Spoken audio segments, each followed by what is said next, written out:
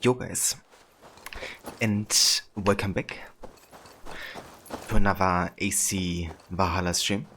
We're gonna be continuing tonight with more Sussex and also the next major story arc. Decided to play more of this game. Actually I plan to play some Watch Dogs Legion. However, I've been facing some kind of like weird performance issues with like a recent update of the game, I think.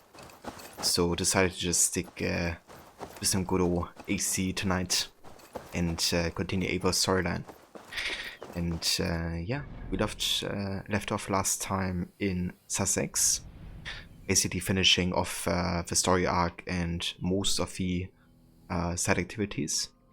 We still have another wealth opportunity, a mystery, and 2 artifacts, as well as all the small wealth locations left. But yeah, the plan for tonight is to take on those activities and then also make a start of the next story arc. Hey there, Jay. Welcome in, dude. I should not be seen in this area. Indeed you did. Only a couple thousand more and you get those points spent.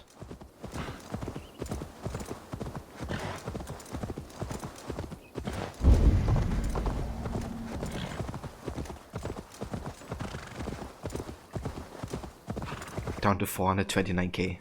Oh, that's a pity, dude. That's way too little amount of points. That's like rookie numbers.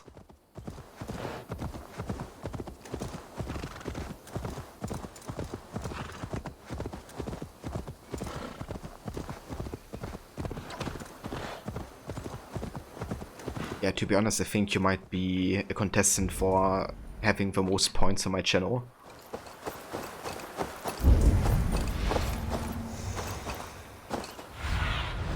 Go, my eyes. Okay, so this is like underground, it seems. It is. Let's see, we'd have like an underground entrance.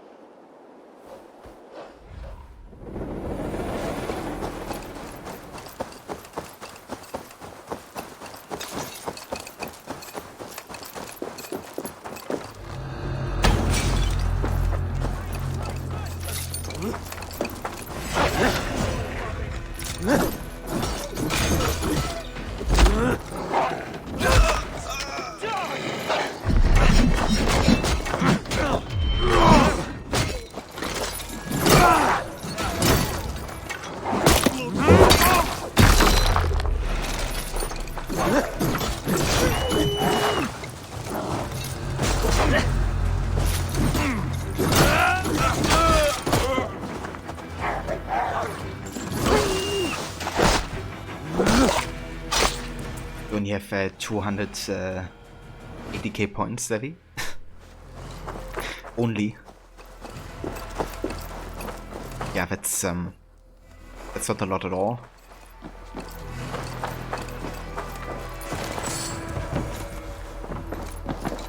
I think the highest amount of points I have is like 300k on rods or something.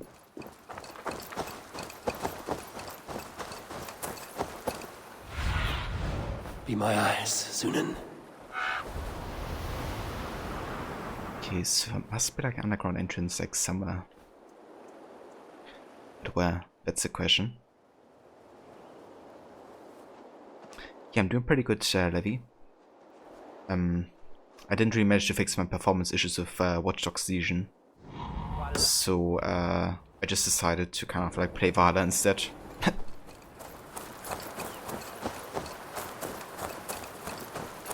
Ah, okay, so this is like another tomb. Interesting. I like these. Didn't really expect this mystery to be connected, but it is.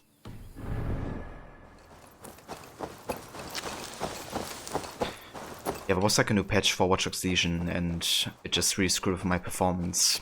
So didn't really want to play, you know, with like a choppy stream. And yeah, I definitely don't mind playing, you know, Valhalla instead whatsoever.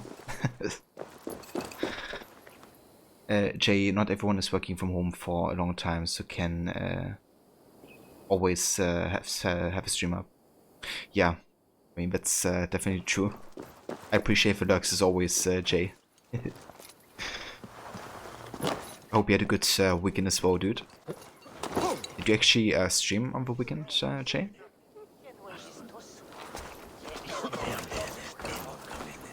Yeah, exactly, Levy. I never mind playing some more of this game.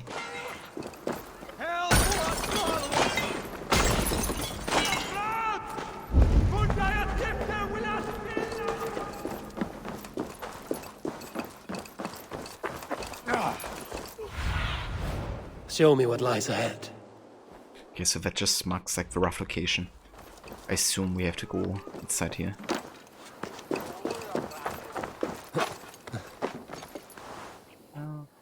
I don't get up here.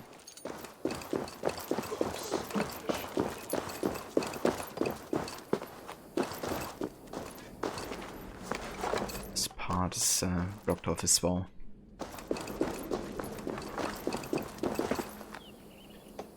You have a lot of in real life stuff going on, so work, some family things, house projects. You were able to stream, but felt like being responsible was the correct choice. It ended up not adulting sucks sometimes. Yeah, I mean, that's completely fair, Jay. I think that's the right call to make there. But yeah, I hope those other things are going well for you though.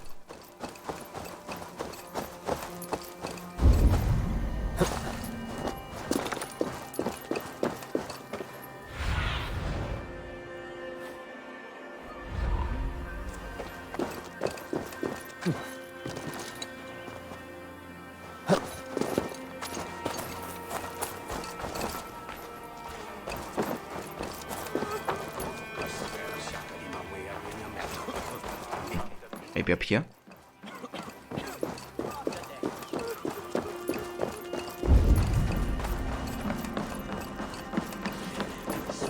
That looks more convincing.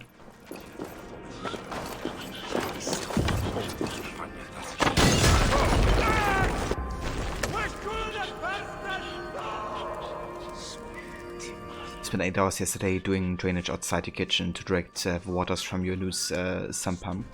Ah, okay. So did you manage to finish everything regarding the drainage? Or do you still have to work more on it? That would be good to take care of for.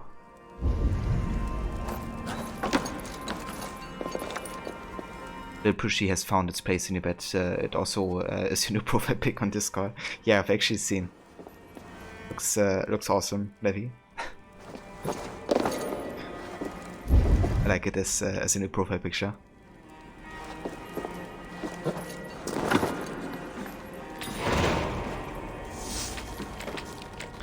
Another thing is I had to be online to actually start this game, so I guess we're gonna be having this multiple quests event bug happening once more.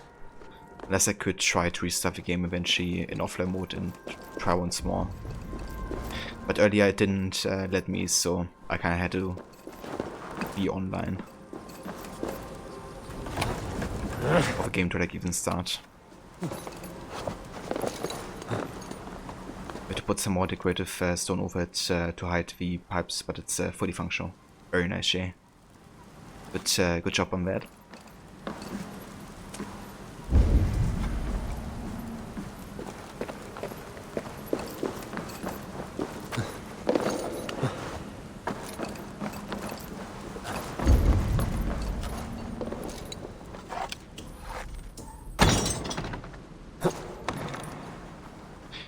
It's fine.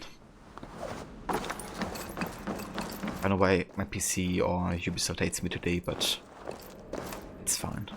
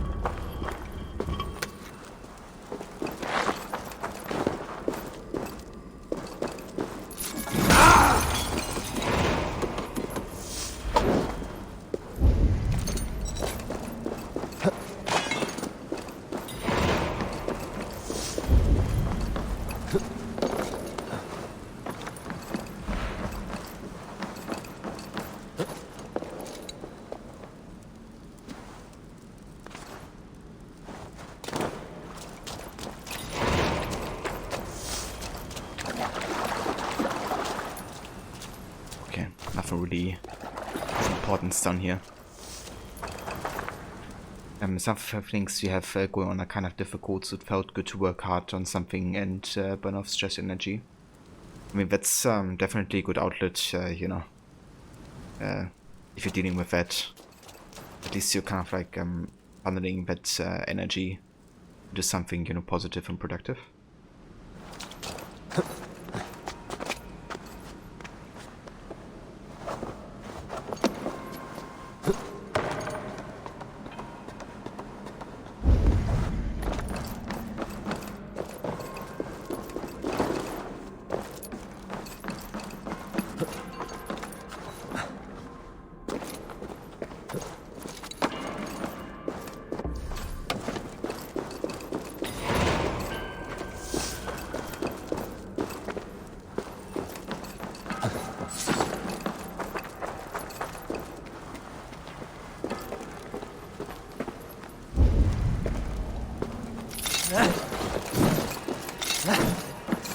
Okay, let's try the crates then.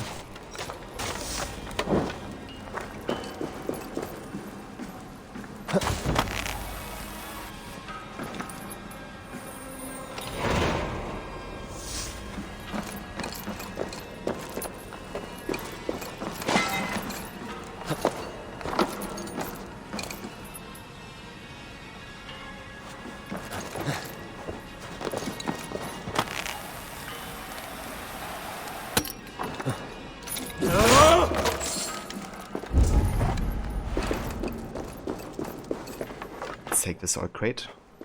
Let's just spare the adrenaline there.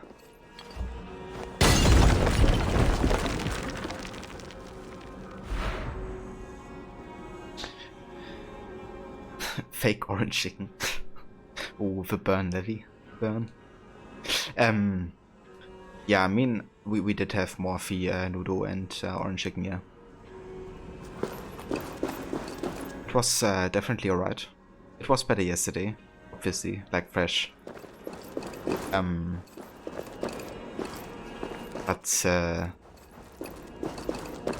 yeah, it was definitely good.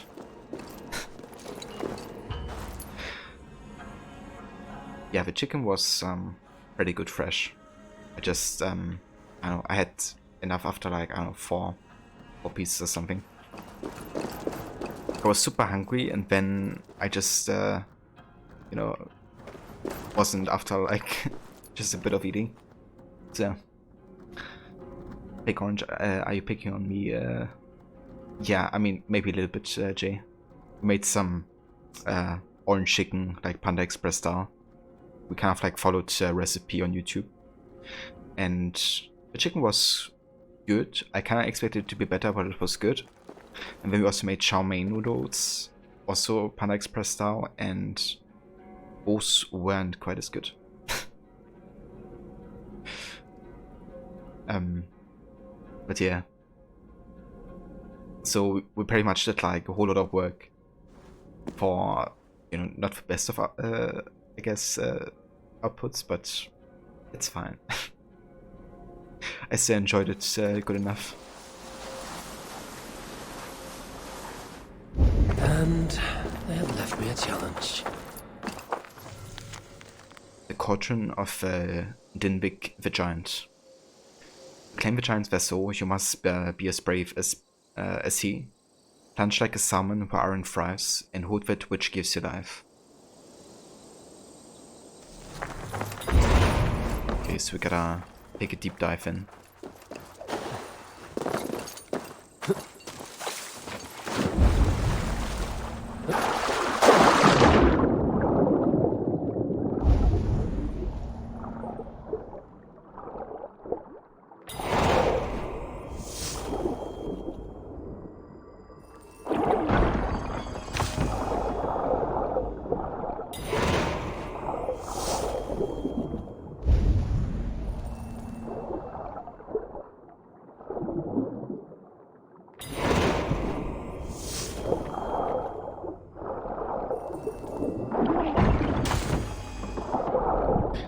with iron.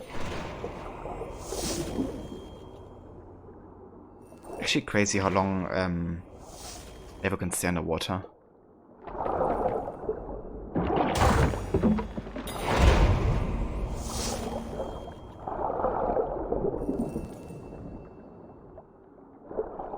I guess being the reincarnation of Odin, you know, may have a thing or two to do with that.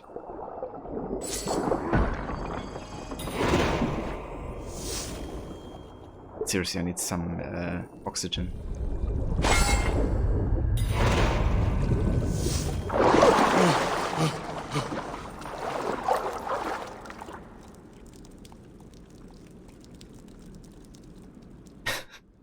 Yeah, that was the best part, Levy. Was a big brain moment.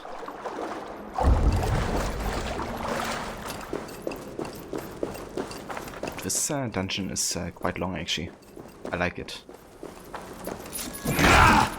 It's something that Odyssey unfortunately really lacked. It's kind of like variety in like tombs and make them also like a bit lengthy. Also make it like more puzzly.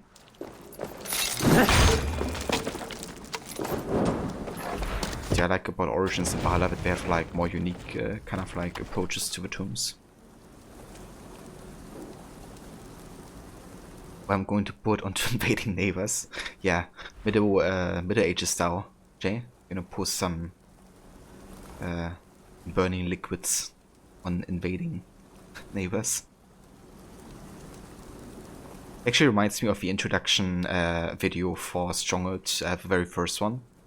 Because they kind of like showcase the everyday life of the Middle Ages, but the narrator kind of like says it in a glorified kind of like way, you know. Kind of like he says, we had like the best meal ever, and then they showcase like a soup with like fish bones in it, and like barely anything.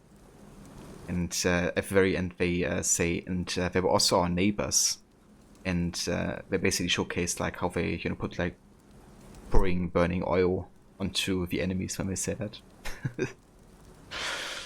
So basically what you just have like talked about. Maybe I showcase that on Discord or something, because actually really funny video. Very creative for the time, I would say.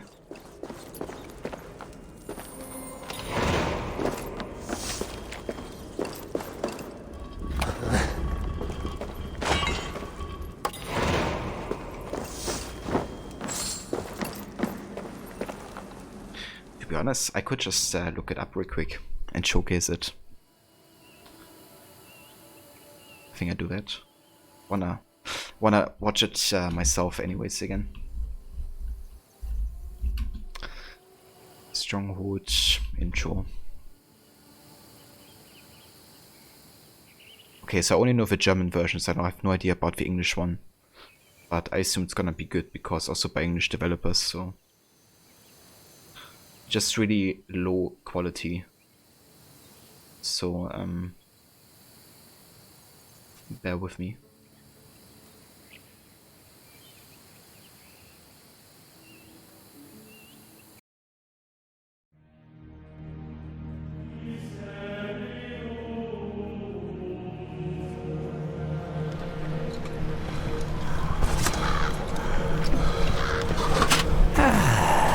Life in the old castle. Happy times them were. The people were all so much friendlier.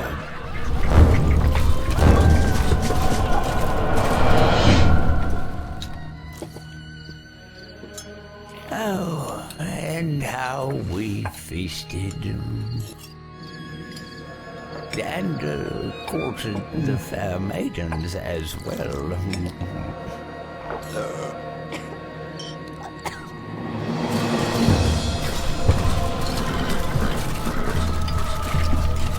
There was work, of course, sharpening our minds.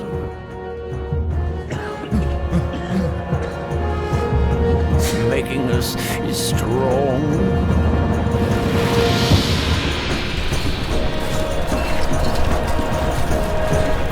But mainly, I remember it as a happy time.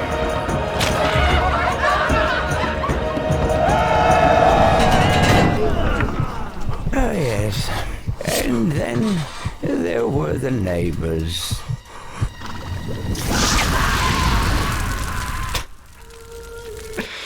Yeah, what an introduction to Stronghold War. And we hallelujah at the end, like we should. But yeah, that's what you reminded me of, Jay. And then there were the neighbors. I love that ironic nature to the introduction, actually. And it's a really good strategy game in case you got interested, or anybody. But yeah, I can recommend it highly. I even played it on stream at some point. The entire campaign. It took me like ages, but I did it.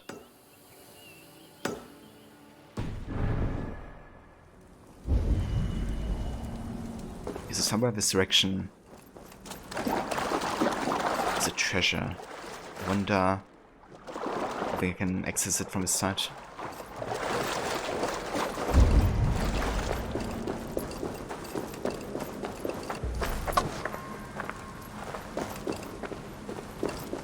Alright, there's something to detect here.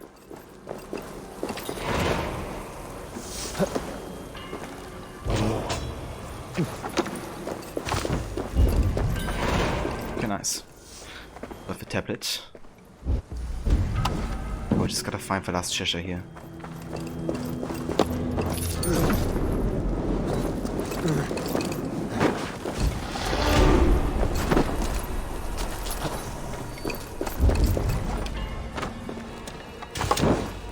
Okay, there's a way through here.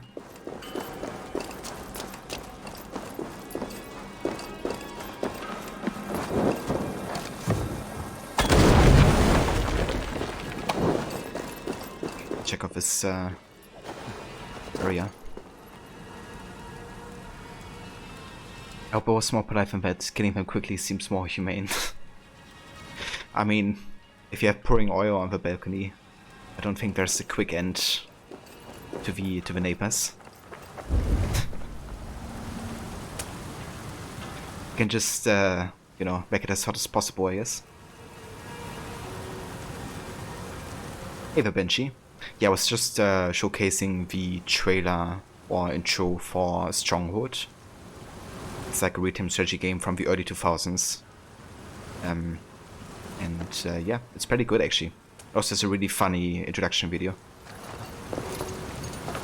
It's very basic, so it's not like overly complicated getting into it, even as a non-strategy player. But yeah, it's really good.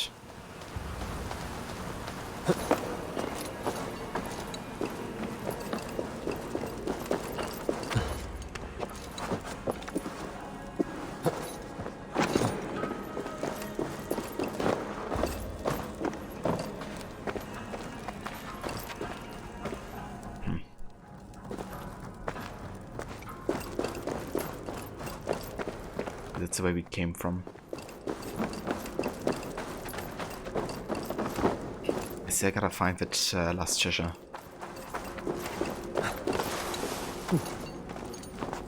Let's see.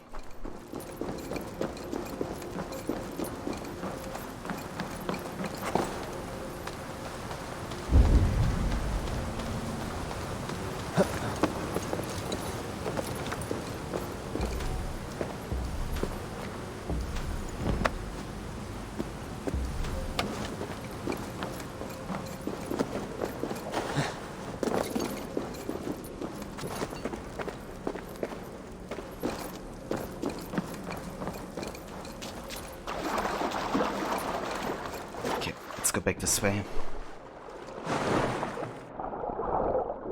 Recently picked AC Unity, it's quite good. Or did you? Yeah, I love Unity myself actually. I love the city of Paris during the time that it's displayed in, like for an AC game.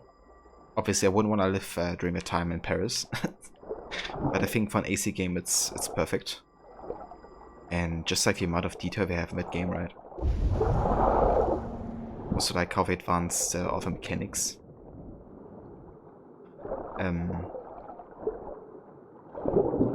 Yeah. Graphics as well. Okay, so where's this freaking chest? Like, how do I get to it? Was it actually...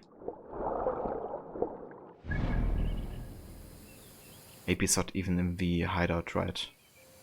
It's kind of like closer to the bridge. Okay, let's just get out of here.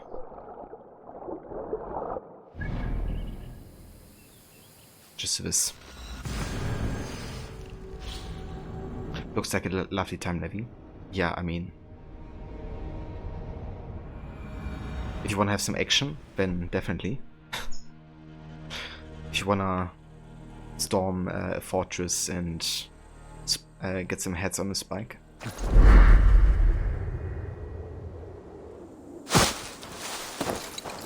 Or out some folks so they get guillotined.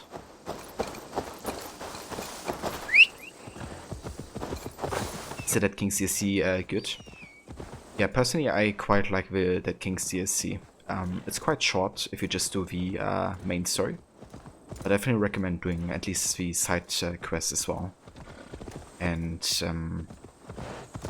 yeah, it's really good in multiple ways because for one, it directly continues the main story. So I would only recommend playing it after beating the main story. What have we here? Because it will spoiler you otherwise about some occurrences. And then it's also really good in terms of like Easter lore, because it showcases quite a few different artifacts in connection to that time. So if that's something you're interested in, I mean, it doesn't give like the best of explanations or something, but it does work with that aspect of AC quite a bit as well. And it's also a good setting change, because even though it's super close to Paris, the atmosphere is vastly different. It's much more rural and darker in atmosphere, which can be a nice contrast to, I mean, obviously Revolutionary Paris was quite a dark time, but the city itself is like super colorful, so it's kind of like more of a contrast Paris, I would say. But yeah, to answer your question, it's good, and I can recommend it.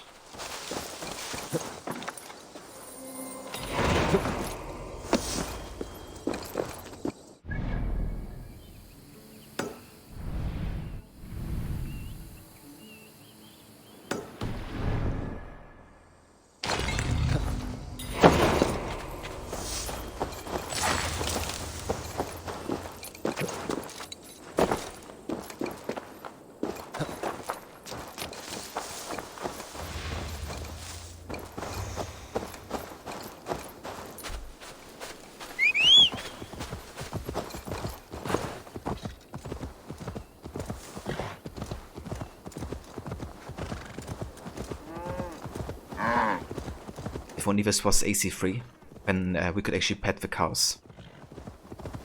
What the heck are you doing? That cow was glitched in the Matrix. You do not belong here.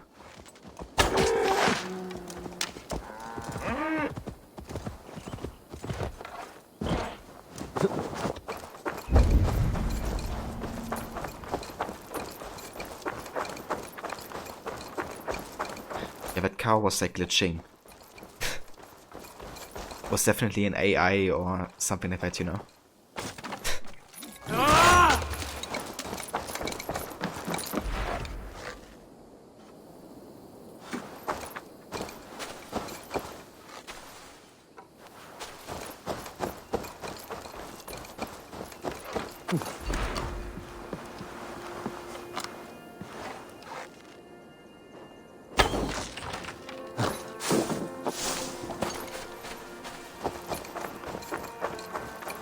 Taking off a notes levy.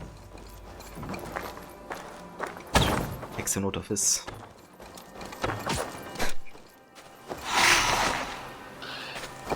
But yeah, seriously though, I have to hunt even chickens and cows, because the animal bones, the animal guts we get from them, we have to deliver with a hunter, so I literally have to kill all the animals in this game. I even have to kill doggos, so very sad. And she relieved the cow of its glitchy misery. Exactly. It's like, you know, fixing the game for Ubisoft. Just taking care of all the glitched animals. It's doing what the developers missed to do.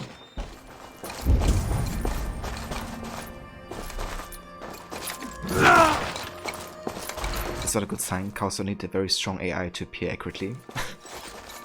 I mean, got a point there.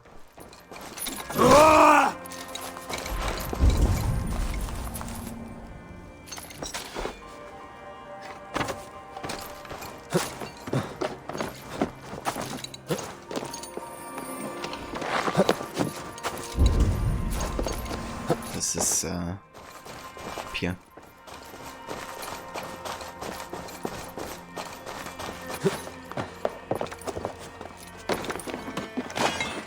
Oh, titanium. Always good to have that. So I'm actually thinking about how to best approach the DLCs again in this game. And I think what I might do is the following, like, once I have finished Sussex, I will go to Essex, because kind of like the connecting region between the ones we have already explored, which are Greenwichshire, East Anglia, Kent, and London. And after that we're gonna be doing Lincolnshire, which is the last region on power level 160 in England, I think, at least naturally. And after that I would kind of like to start kind of like what I would call the travel years of Eivor, because Vinland is kind of like the last region with the power level of 160. So I would do that last, but even after the DLCs. So probably kind of like start the travel years of Eivor with Ireland, then go to Francia, and then to Vinland to kind of like wrap things up and kind of like have a longest journey. And then we kind of like come back to England and do like the remaining story arcs essentially. It doesn't really fit historically, because the DLC is obviously set multiple years after the main game. But it doesn't really consider how many years have passed, so it's not like it matters for Eivor's story at all. So yeah, I think that's what I will be doing with this playthrough. Also, let me get a screenshot of this.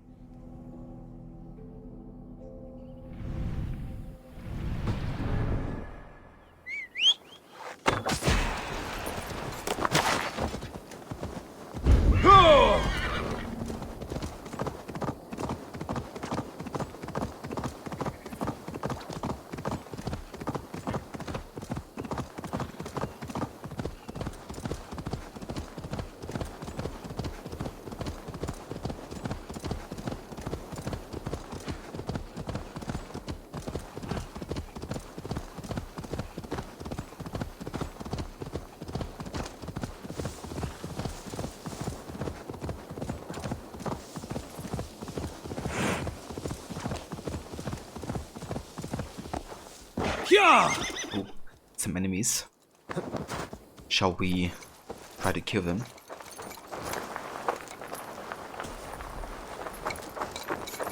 I'll kill you!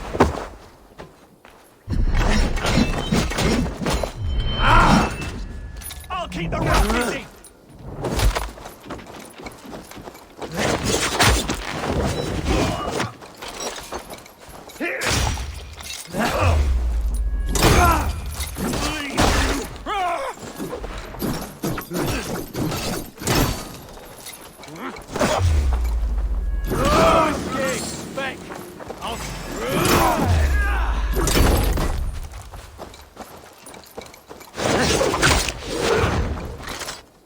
What the heck are you doing, Eivor?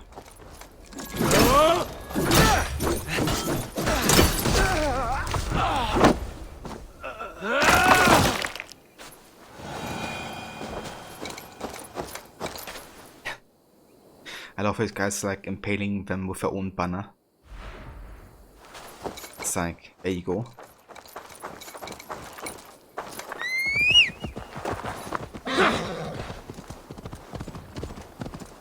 Banners race.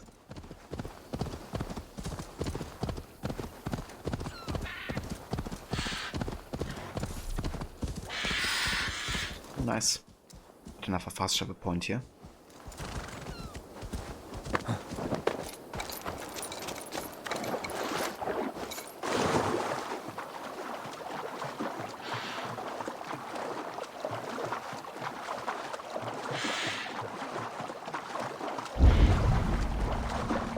Yeah, dude, I just thought the same. Also, welcome in my new suit. Like the more natural colors on the speech as well.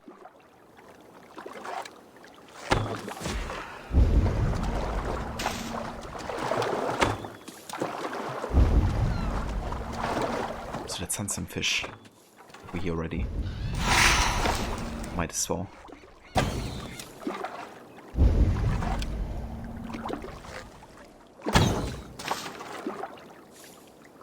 One of the neighbors is doing barbecue outside, it smells so good, and now you're hungry. Dude, I bet. Yeah, I've been really craving some barbecue as well lately, especially since I recently talked about like Korean barbecue, and I never had that before, but it kind of like sounds amazing. Levi, you called an early night, you're quite tired. You talk to me tomorrow. Much love, take care, and stay safe, very safe, please. No worries whatsoever. Levi, you have a good night. I hope you sleep well. And yeah, I will talk to you very soon for sure. Have a good night and a good start into the day as well tomorrow.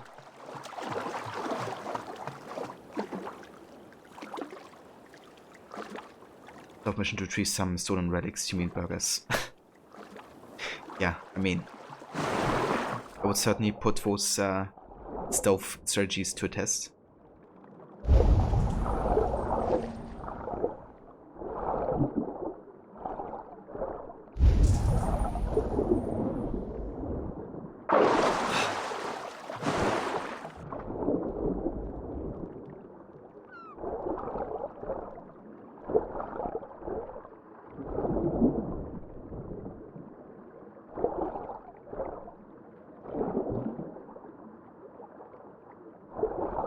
Yeah, the smell of like barbecue is really nice to say the least.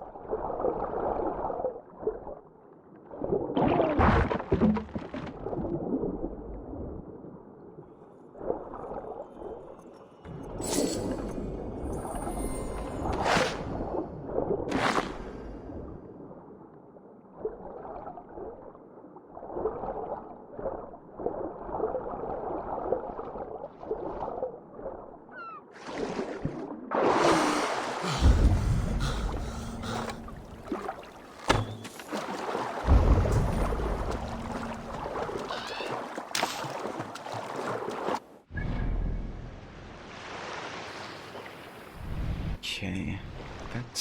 Is there anything else along the coast? Let's do Sussex. Yeah, let's actually go over here from this side. Am I planning on playing the Far Cry games? Or Far Cry game? Are you talking about the new one? Or like the series in general?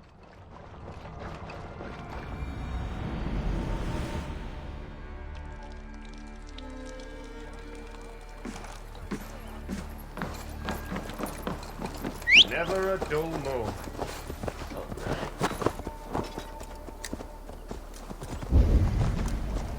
Only once. So yeah, I did play the primer one before. That's the only one I played so far. I definitely do plan on playing the rest of the series. Maybe even the first two. But yeah, the way I want to play them is actually in like historical order. So I've been kind of starting with Primer first, because I also really enjoyed the approach to the game. Like on first glance, it seemed a bit more unique with kind of like the setting and stuff. I quite enjoyed Primal, although I thought it was a bit repetitive after a while. And the story obviously couldn't deliver as much with like, you know, dialogue lines, but rather with kind of like interactions, I guess, more. But yeah, I do plan on definitely playing them, just not super soon. There's still quite a few other games I kind of like prioritize currently. This place is heavily guarded.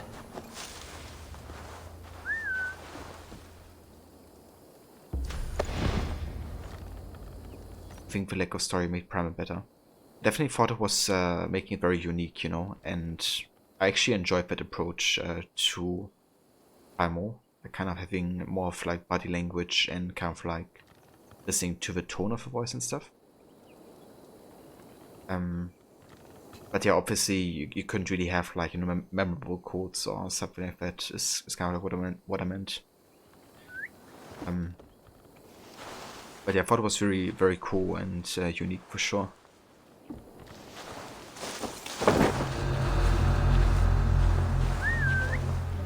Can you come down here? Cowering in the hedge.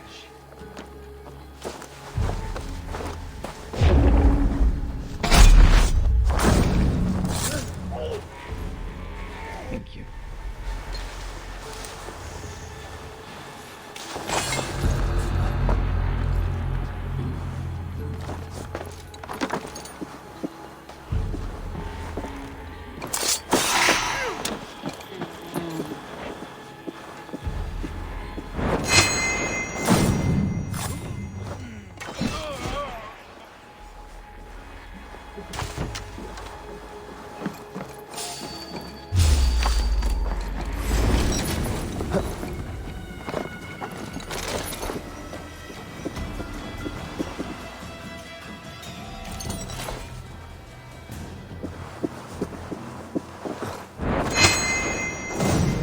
What the heck was that?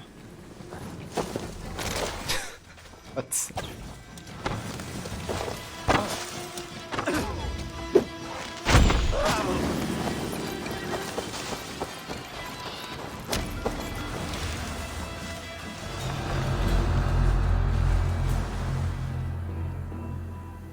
Yeah, I really thought he would like still die at least, you know. But didn't. Instead I got detected.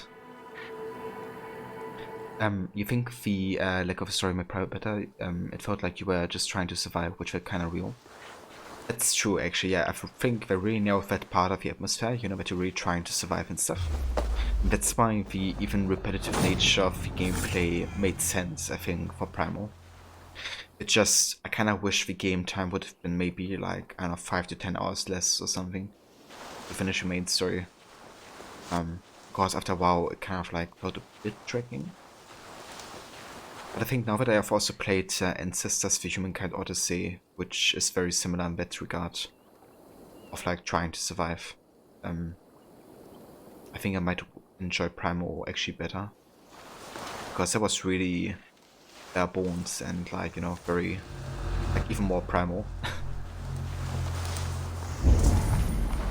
But it was really good as well. Like I really enjoyed Ancestors.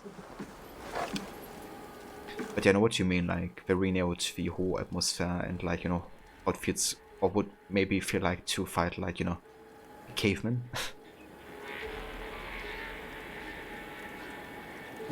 Thank you for clipping that I'm in the best suit. I don't think I've had that one happening often before yet in Valhalla.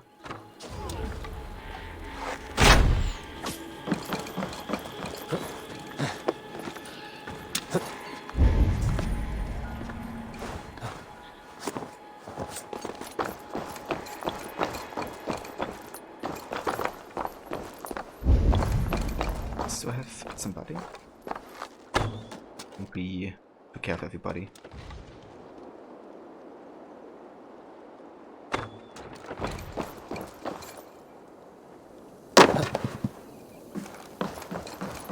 Skal der samme åben bis hier.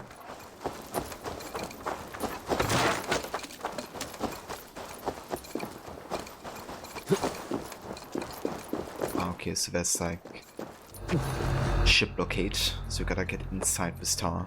Then we can probably get Trophy treasure as well.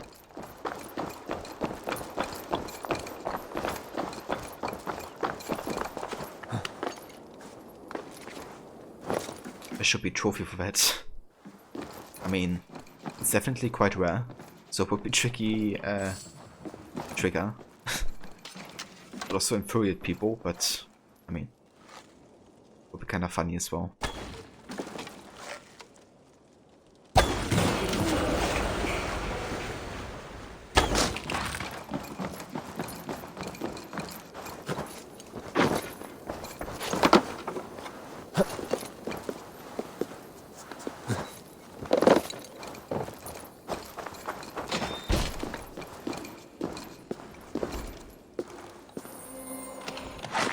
Oh, nice. It's Navakaitis clue. Or Order of the Ancient Clue, I guess. The bow. Benesic of Bath.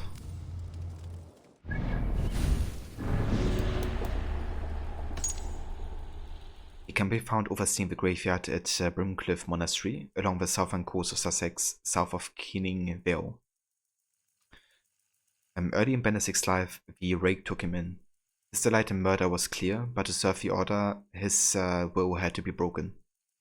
The rake's method was to inflict upon him day and night the loud, incessant clang of a bell. It became the signal to trigger his primal, murderous instincts. The bell grew to be particularly adept at filling the order's coffers with silver. He presented himself as a man of charity. In this way, he met wealthy donors who supported the monastery. Once met, it was easy enough to visit them, murder them, rob them, and bury them anonymously in the abbey's graveyard. Men, keep the bow untarnished. At the proper time, the fellow will call for it. He wants an ostentatious arrival from the sea to impress his donors. If you must communicate with him, send word to Brimcliffe Monastery. He's a gravedigger there. His colleague caught him the bow, and they had a good laugh about our bow. Fool's a madman, I say, but we do as our captain says we must. Damn, I kinda pity this guy a little bit. He got like made into a killing machine. But he kinda has to be stopped. So he's overweight on here.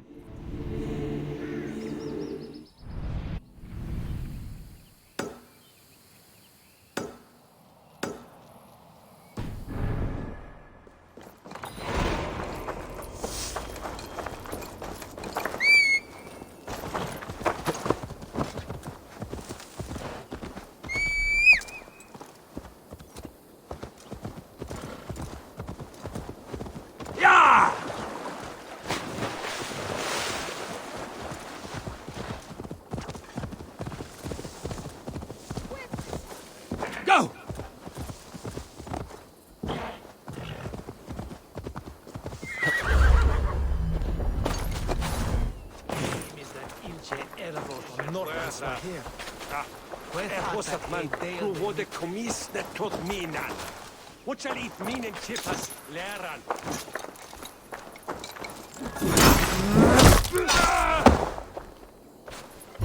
God damn you!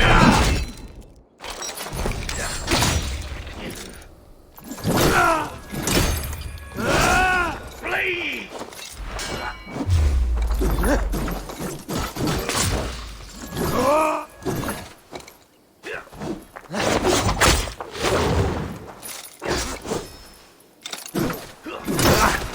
See what you need.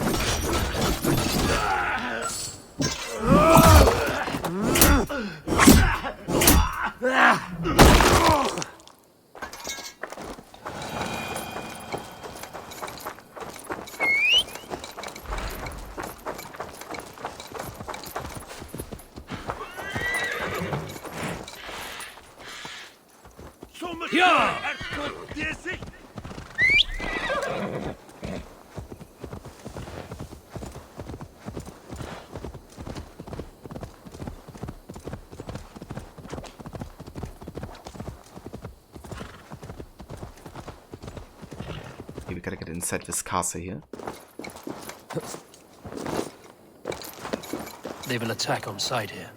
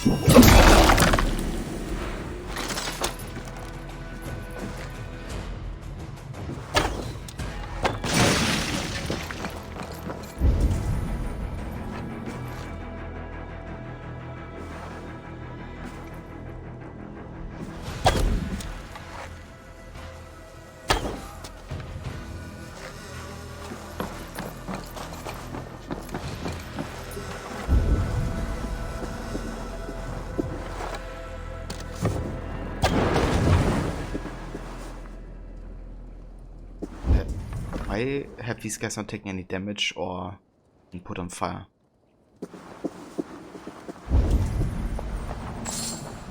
I think today we have Assassin's Creed. Okay, so where's the treasure? There.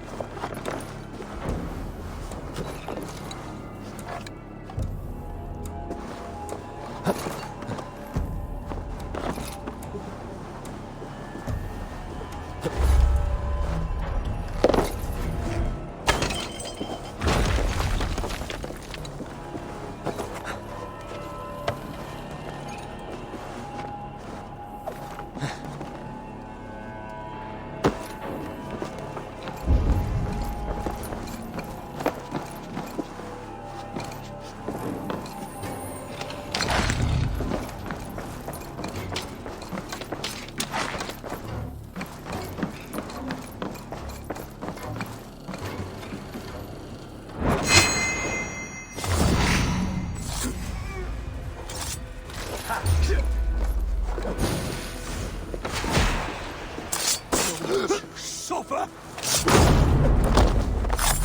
Give up, you shit!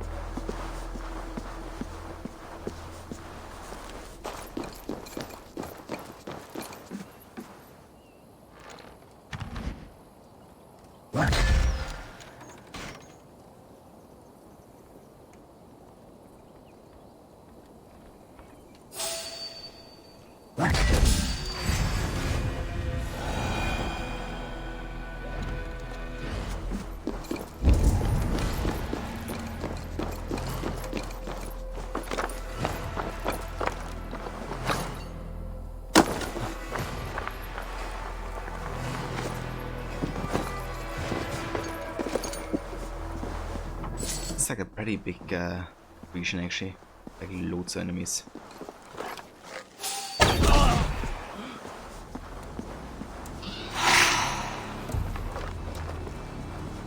Might be one of the biggest forts I've seen so far. But yeah, let's fight a little bit.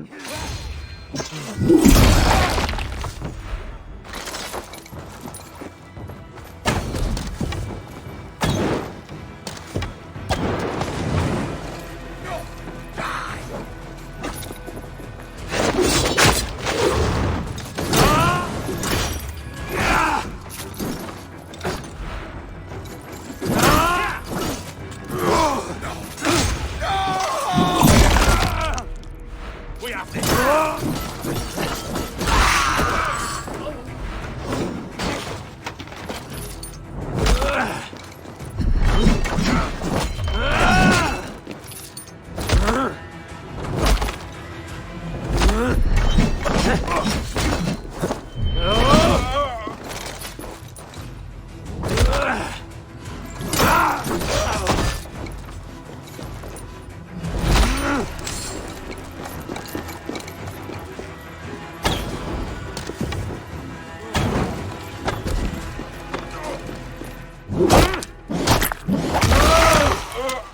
With me!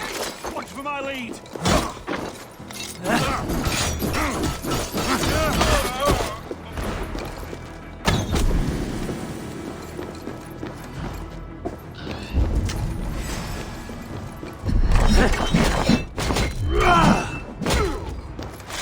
We watching for the cuts!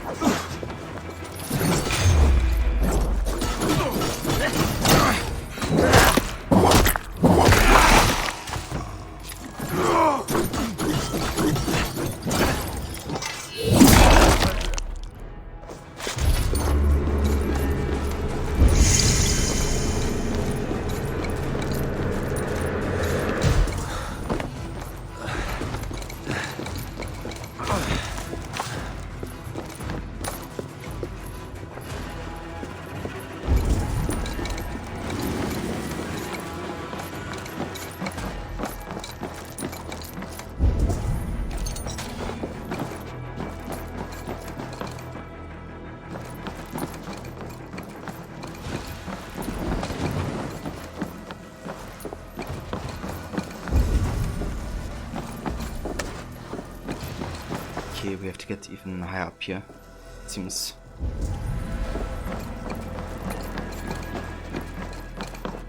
Maybe from the outside? Not sure if it works, but Survey the area, Sunan. I think it does.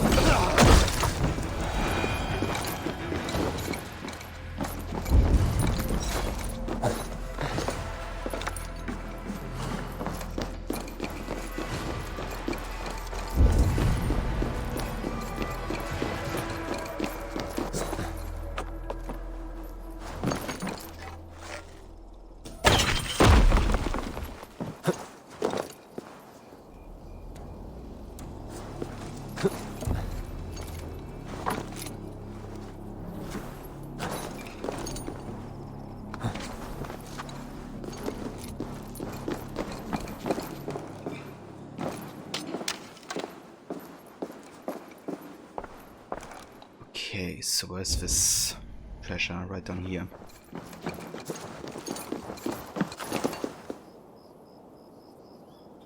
Question is, how do we open this entrance?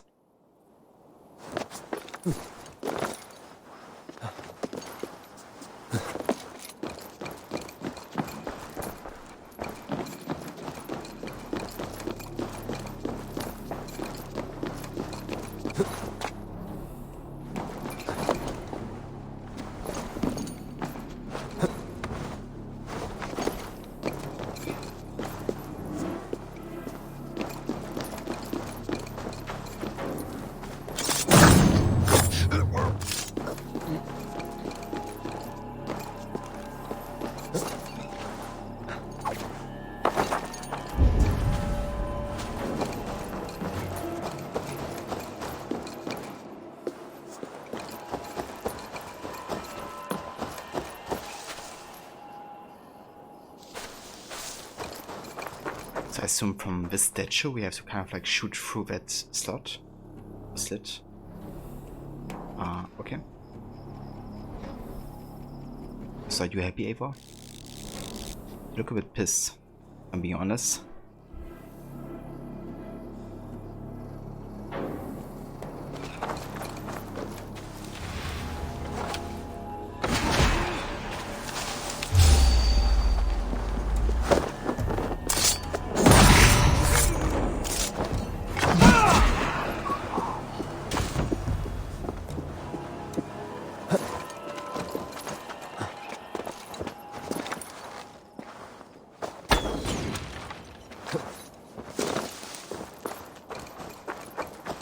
Yeah, that camera close-up always works wonders to make people look even meaner than they are. AC3 lost doing that with cutscenes. Especially with the villains.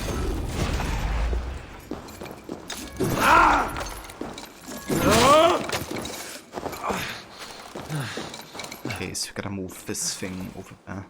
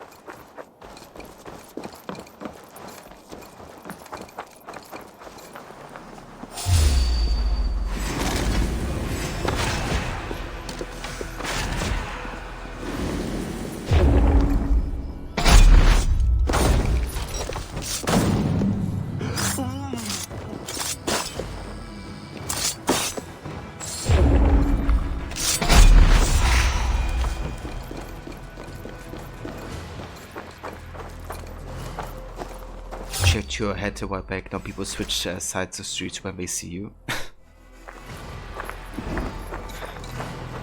Let's bleed you.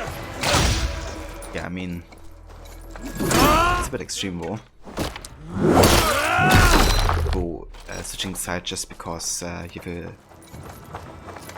shaved head. You look that mean, veggie.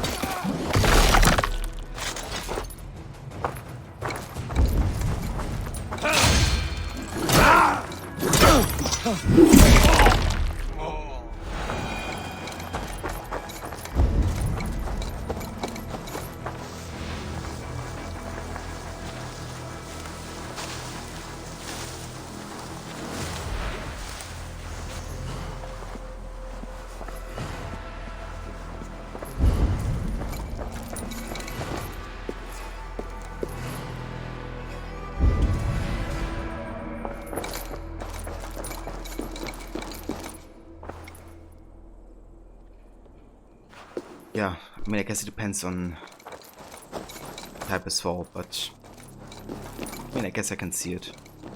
It's also like the common conception that people think, or you know, generally people think men with beards are more likely to commit crimes than men that are clean shaven, that have like a clean shaven face. Just because that stigmata kind of like exists, you know, about criminals, you know, wearing beards apparently. Yeah, people actually did like a experiment where they made people view different types of beard lengths and stuff, kind of like what they think would be more likely to commit a crime, depending on like the beard length. That's interesting experiment, I guess, but yeah. The clean-shaven one, of course, was the one voted for to be less likely to commit a crime.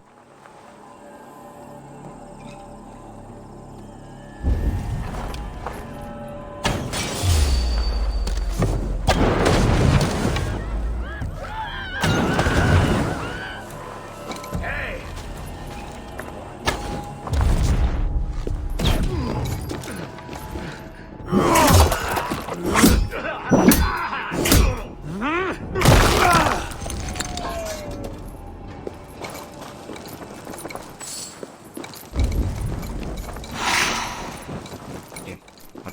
got here?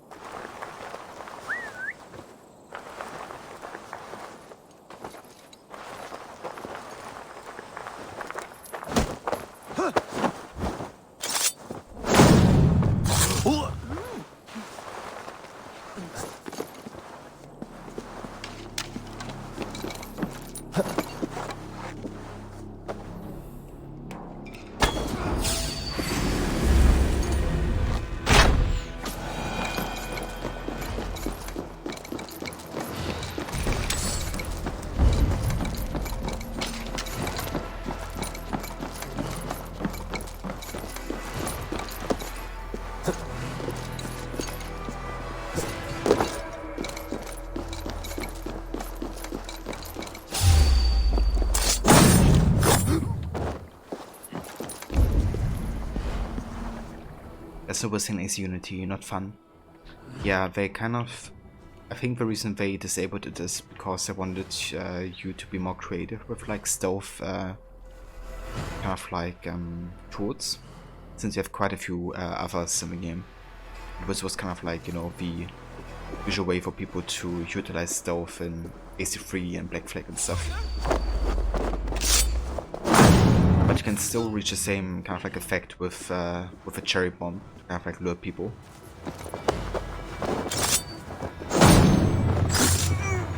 Yeah, best friends are definitely smoke bombs, for they're like so powerful. Unity.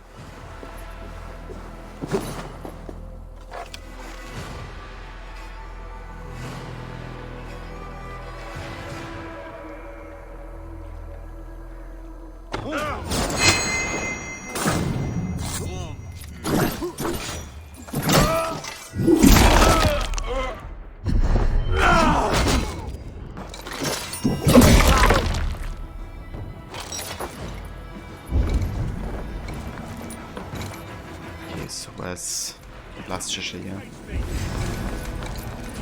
Down there. Like a whole lot of fish here. Save these.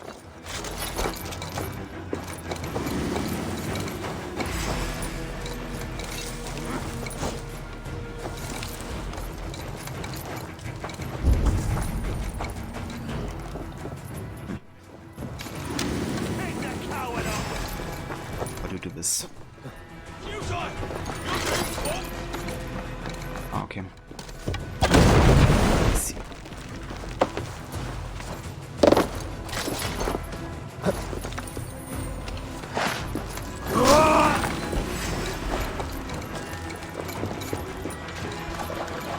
Right, I think that's everything in Portchester.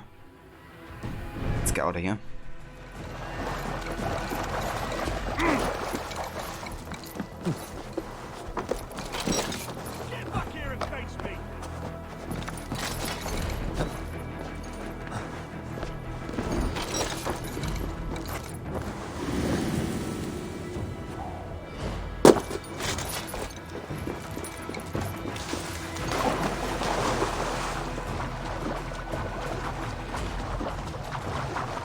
Yeah, that's true. Like with haystack, it can be a bit trickier.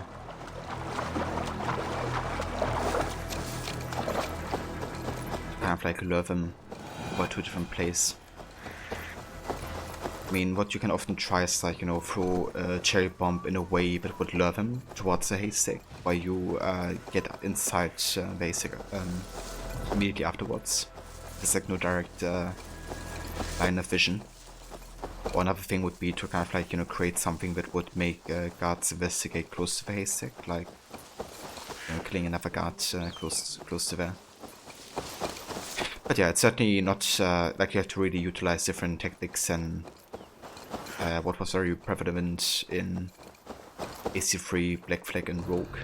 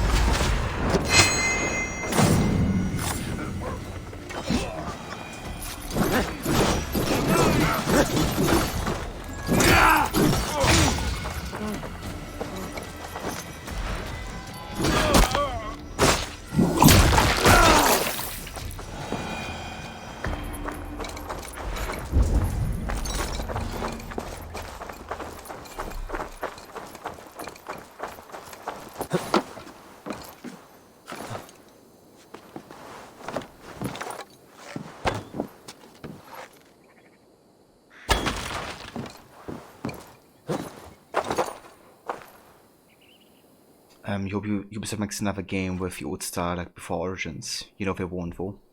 Yeah, I mean, I guess we have to see what happens with AC Infinity and the platform.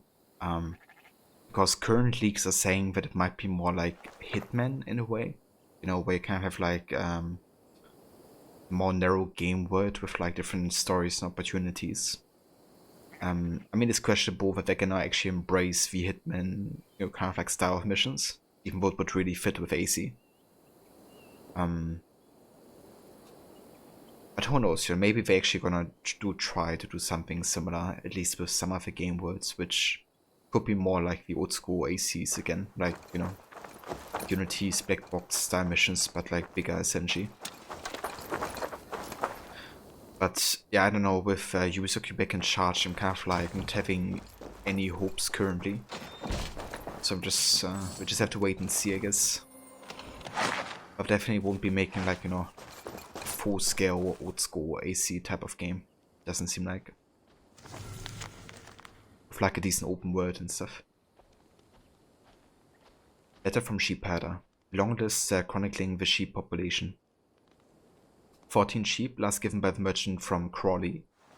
Day 29, 15 sheep, 16 sheep. Day 34, in this was taking place, 17 sheep, 18 sheep, 19 sheep. Was so very tired and only recently learned to write. Helen of a sheep. Well, I guess they got a whole lot of sheep.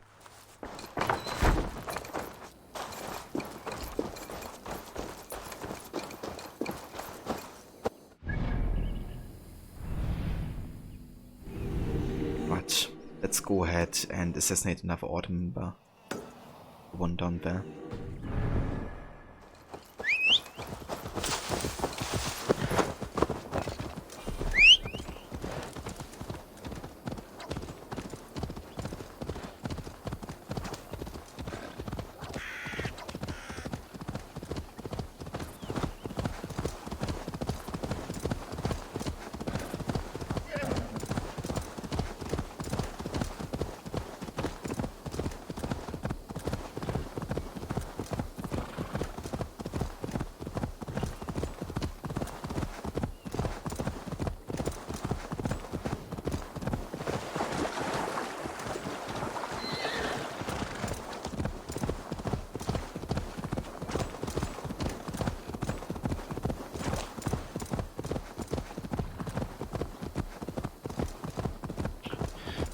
What you mean is that you want them to try the old combat style again. The new one is nice, but the old one was fun too. Ah, okay. So talk about combat. Yeah, I quite like the older combat style, you know, kind of like systems. They weren't like, you know, the deepest systems ever, but I thought they worked quite well for, you know, games that also just didn't really focus on combat mainly. You know, like stealth was what you wanna go for usually in the old school AC games. So I didn't really mind combat being a bit more basic at times, but you know, still like be super satisfying and fun to mess around with. Just like the quick and effective counter kills, you know, I think was also really fitting for an assassin, you know, like kind of like even in combat embrace the nature of like effective and fast deadly kills instead of like hitting enemies, you know, thousands of times before they actually fall. So yeah, I think it would be good to maybe have like a combination, you know, have like deep mechanics like the new AC games, but combined with like more efficiency. I think Valhalla was a good step in the right direction, because with like the stun system and general like damage numbers, you only really hit somebody long like a boss fight or something, which is fair. Best brace my hood here. But yeah. Okay, there's the guy.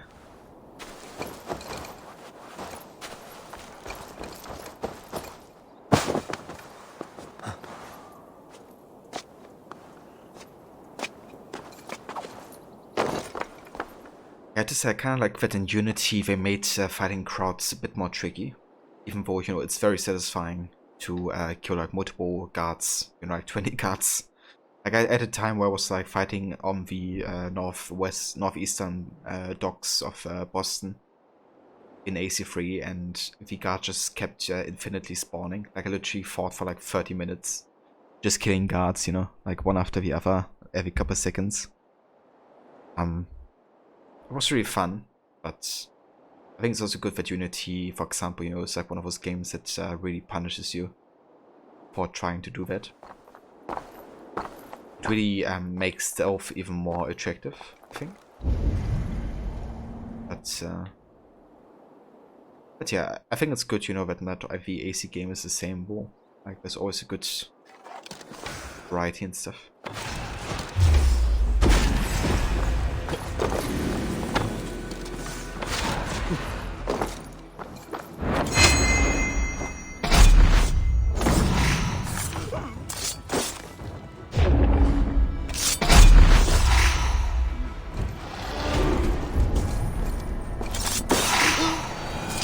There's that Malaka. What is he doing? He's like already embracing God or something while he's sleeping. He's not even connecting with the ground like properly.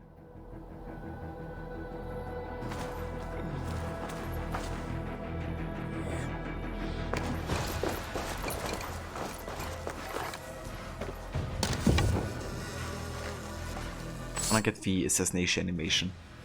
I'm just gonna wait until he wakes up again.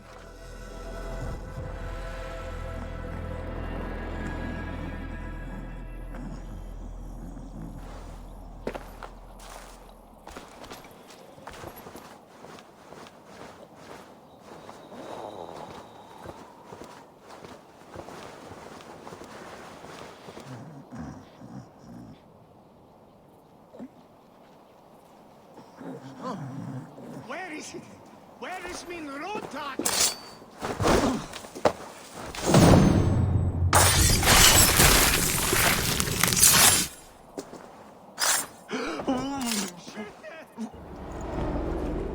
I sought pleasure with the silver I received from the Order. I shared it too, with many in need. Don't be blinded by the gleam of your bloodlust. Shared silver always comes at a cost. What of it? I forged good from what you call evil. Lives were improved, lives worth more than the silver that paid for them. I do not regret the lives lost for the charity gained.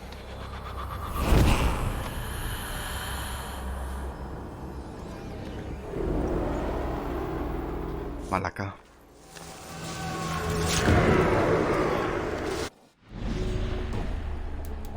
Got no clue for the rake. The rake wears black. I've done as you wished, revered rake, but I learned the lessons you taught me and have gathered silver as I meted out death. I looked deep within each victim's eyes, and there I saw blackness, black as your clothing, O rake, black as your clothes.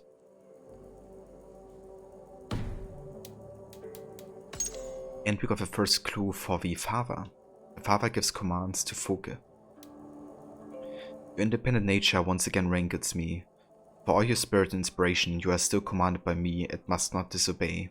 Instrument, you are my most valued lieutenant, but remember your place. So yeah, this is kind of like an indication that, you know, Focal isn't actually following the orders of the father. Even though he does technically command her. That's kind of like, you know, opens up a possibility that the father didn't order Sigurd's treatment. You know, that it was actually Focal's decision to do so.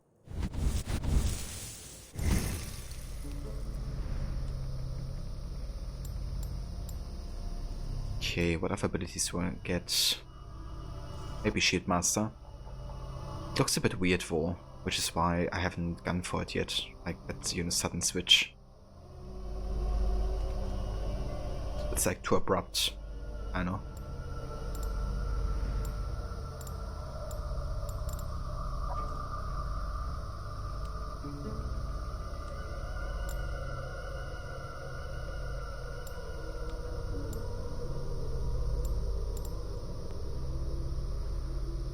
Let's get Unstoppable. While in combat, Eivor's sprint becomes unblockable and knocks enemies back at the cost of stamina. I don't want to go for parry damage just yet because it can kind of like ruin our stun tactics, because this stun might, you know, finish off an enemy. And I do like these stun animations, so it's kind of like working against that for me. Let's get some range damage and critical chance.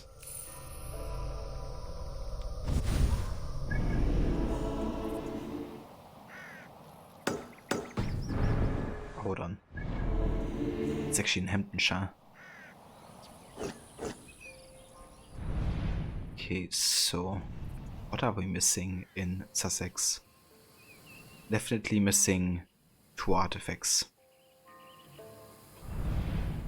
First one. But where's the other? I wonder if it still counts for Sussex. Not. Let's just get it. Doesn't hurt. We get it.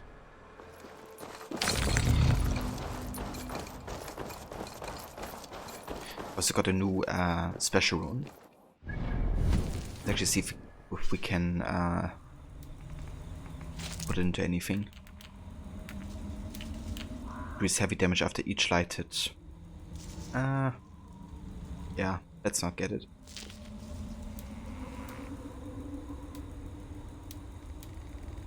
Let's further increase the Element set though.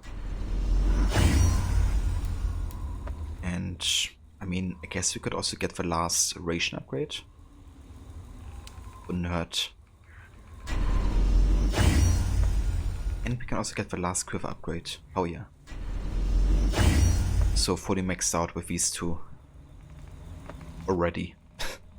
We're like not even halfway through our playthrough of the entirety of the content of Valhalla. We have like fully maxed out both of it. I guess getting all these resort crates really helps.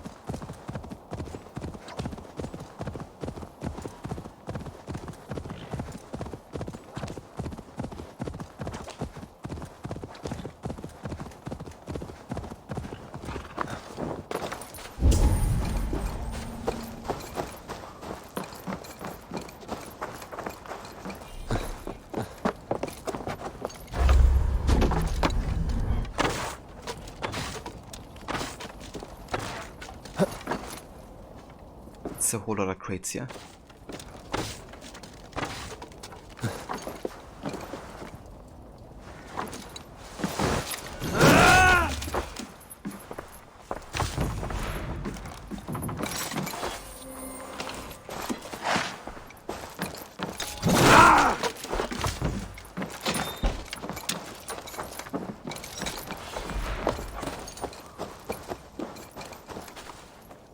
Sure.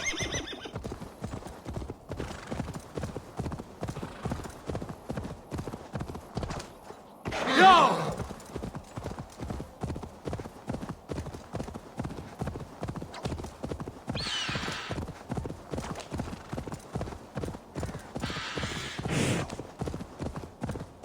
Let's see if this artifact counts towards Sussex or not.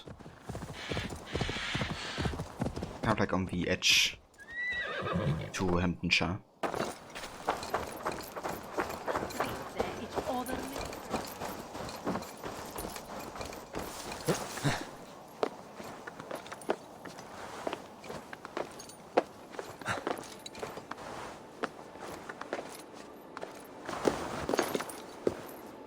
Ah, whoops. Actually, I have to go on the other side here.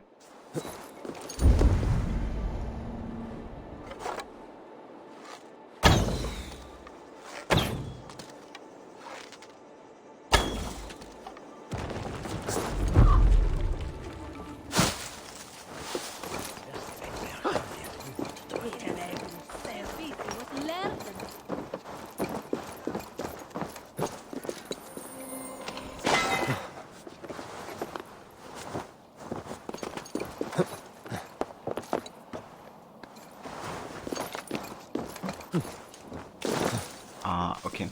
Eivor, could you kindly do some proper parkour? That's better.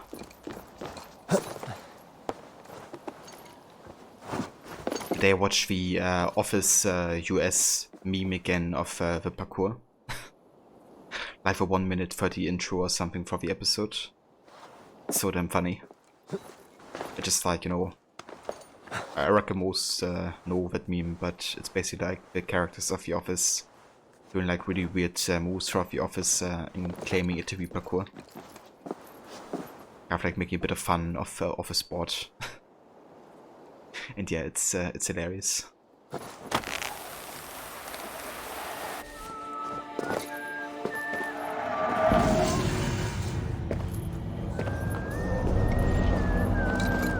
Okay, so it actually counts indeed for Sussex though. That's what I was wondering. It looked like more on Hamptonshire side, but I guess it wasn't.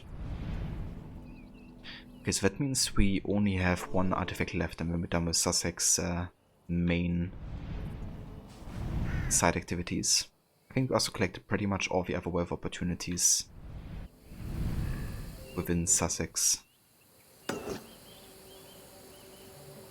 So that will be indeed the last thing here.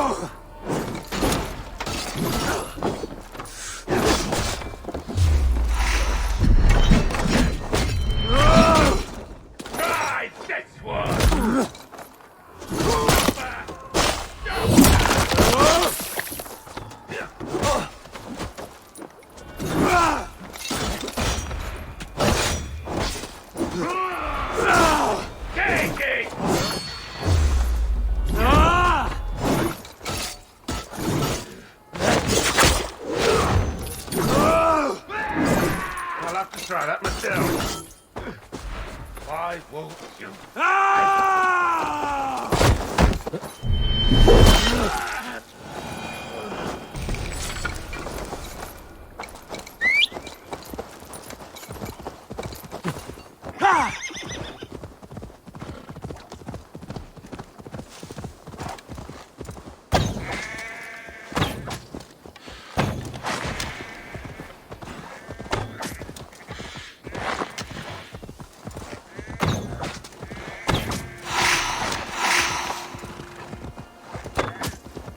Some animal guts, I believe.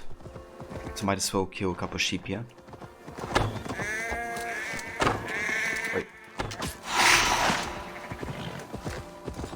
You also get animal hearts and I think also animal bones from like regular animals. So isn't that one of the locations where we have one of the hot maps? I think it is.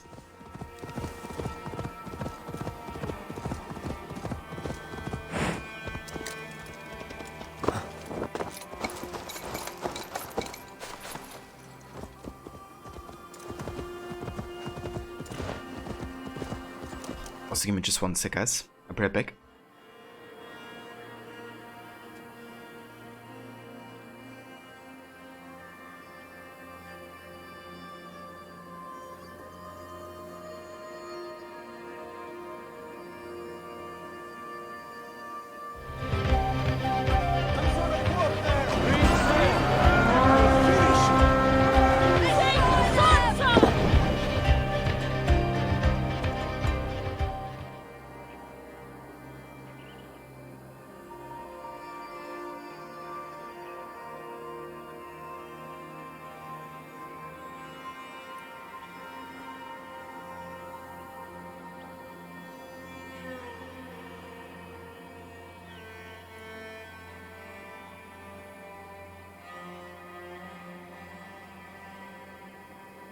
So, Demise.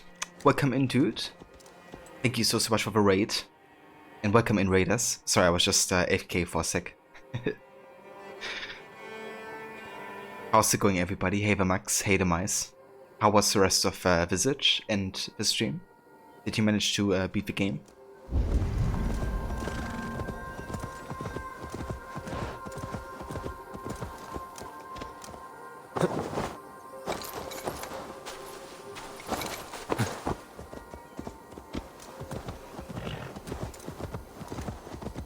Let's actually see if one of the hot maps is talking about this one. I think it is, but let's have a look.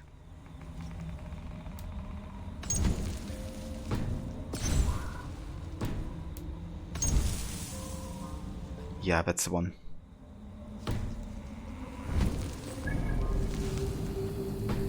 So I'm pretty much standing on it, I think. That is, yeah. I was pretty much on it already.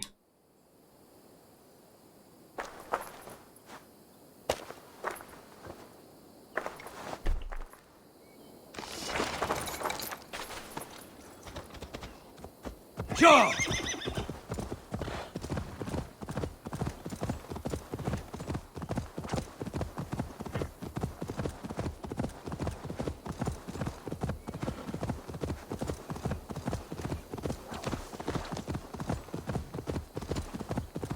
But yeah, we're just playing some Valhalla tonight. I kind of want to play Watch Dogs Legion actually, but I had some really bad performance issues with Legion. Dark spirits torment I this. think they like released a new patch or something, and that might have messed around with my settings a little bit.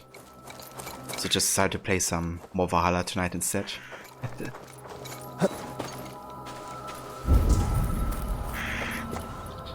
You might finished the 3 character chapters. There's the 4th, as Debbie was saying, but you decided against it as it's work night, and you did 5 hours yesterday.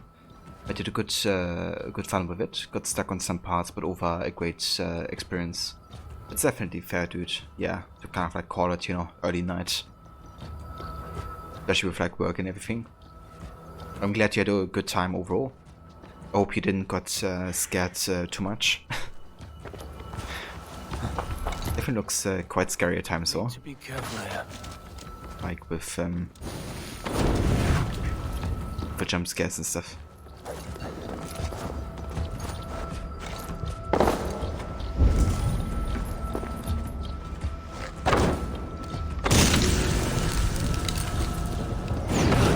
The land breathes once more.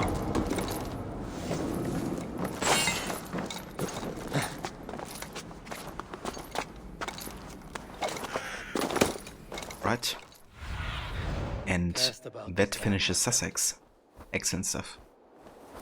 Another region cleared, another legends forged, and yeah. We still have a few horde maps though, so I think I'm just gonna have a look at this real quick and maybe try to solve a few of them. before we head back to Ravensthorpe.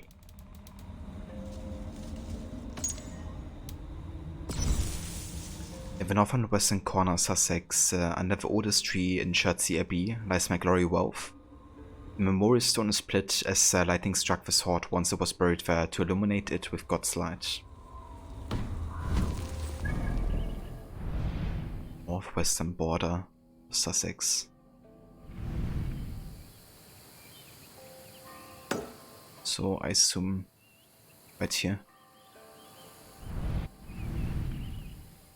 Check it out.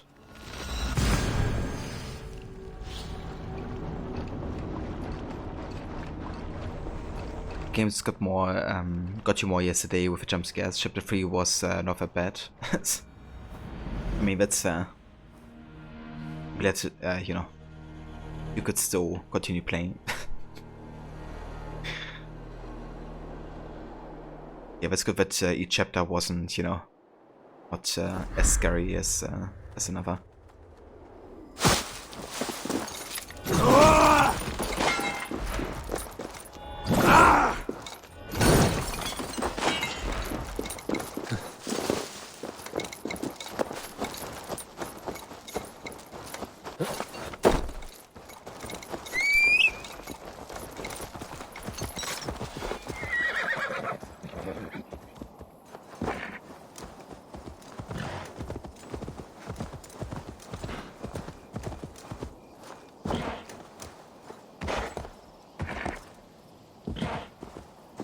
Jump scares, yeah. There's barely any in the game, right? I mean, I guess there's definitely games that are worse, but I think would scare me quite a bit as well, to be honest. Like, watching a movie is one thing, but being in control within a horror setting is another.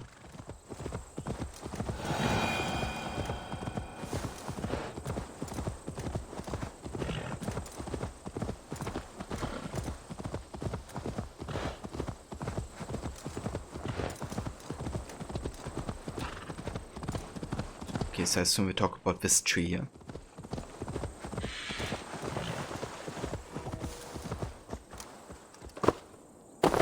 Indeed.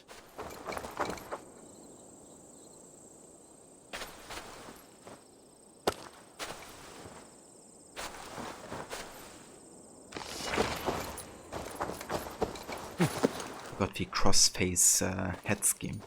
Interesting. Definitely fitting for this place. That's for sure. Okay, let's have a look at the next horde map here. Might as well try to solve some more.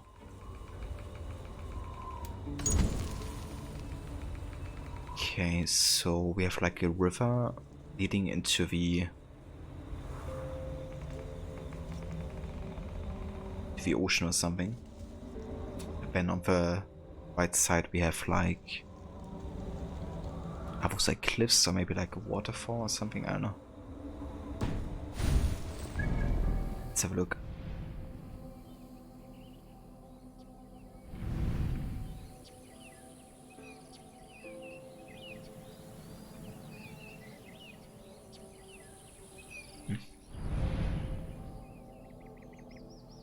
I mean, it seems to be like in this area, roughly. Can't really be Crawley. Might be this location? I don't know. Maybe this one?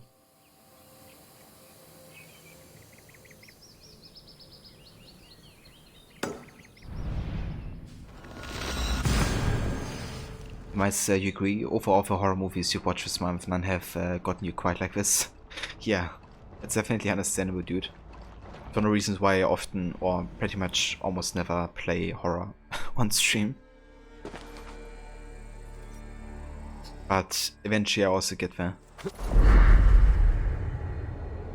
I guess with Levy's influence, you know, it's almost impossible not to play anything horror at some point. But I think the first horror game I would still like to play on stream would be Alan Wake. Even though it's not like, you know, classical horror in that sense. It seems really interesting with like the psychological approach and the surrealism. that it seems to have. Finish until next year. I mean, that's fair. Kind of like, you know, give it like time like once, like a month once a year. But yeah, Halloween is pretty much over, so guess it's time to bring out the Christmas games now. Or very soonish.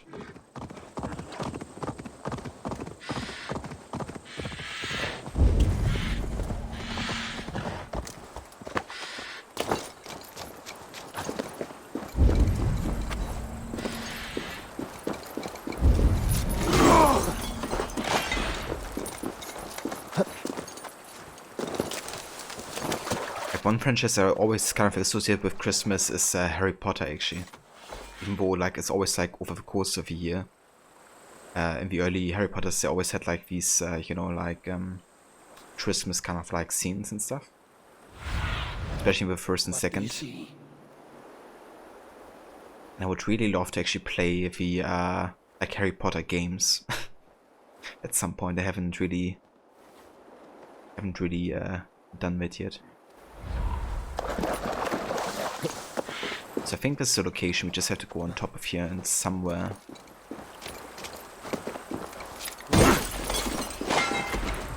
Should be the hot map, I think.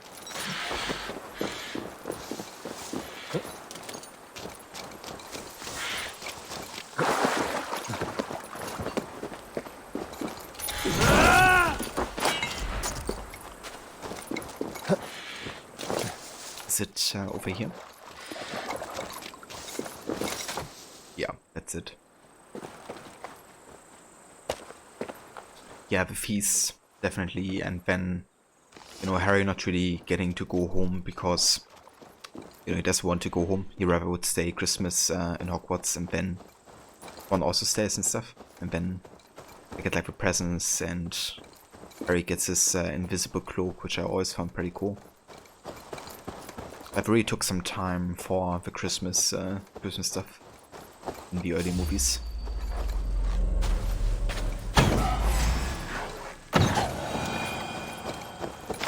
Just put a comparison in Discord of your beer and one of your favorite pops. Let me actually have a look at that in a sec here. To take care of these links. Lego Harry Potter? I haven't played Lego Harry Potter either yet. But I was actually talking about the official Harry Potter games. Like the ones that aren't Lego, that came out, I guess, pretty much closely after each movie. I haven't really played those, so I'm not sure how good they are, but yeah, I would like to try them.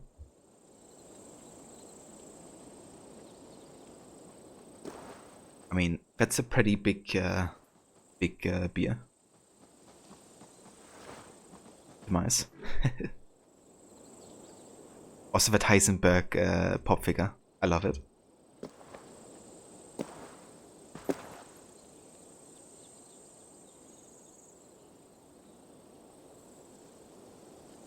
I like how everybody's now sharing like the beer and stuff.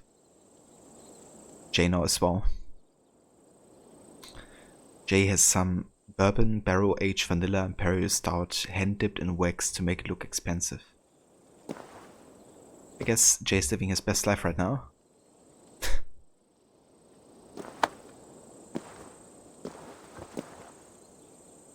Max, you've played, you think, 2 and 4 to 7.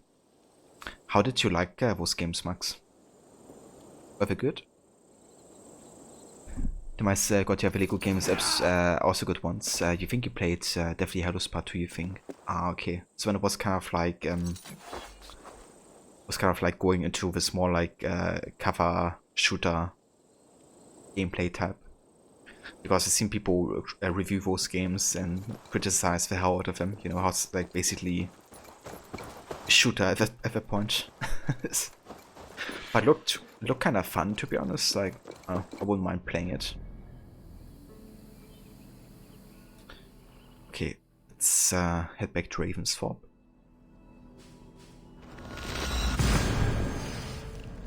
But yeah, the Lego games look fun though. I seen you play those, I think, as well. And they look kinda cool. I just really haven't played any Lego games before, so I'm not sure if the gameplay loop is for me. Like all those collecting stuff.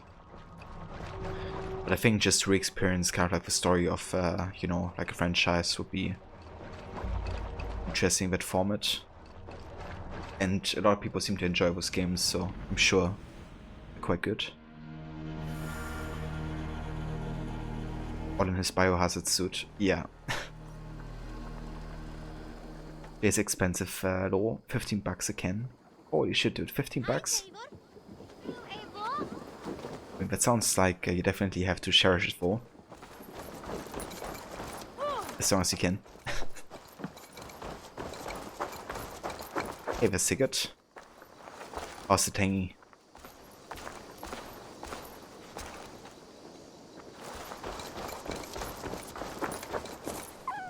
Hello there. What do you have today? Okay, we're 71. With the Opa.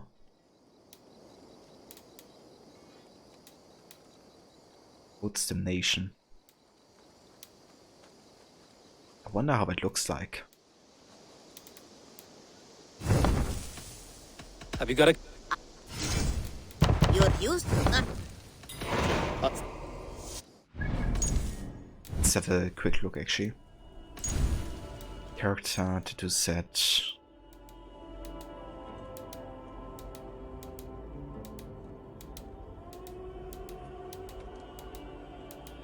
So many tattoo sets for.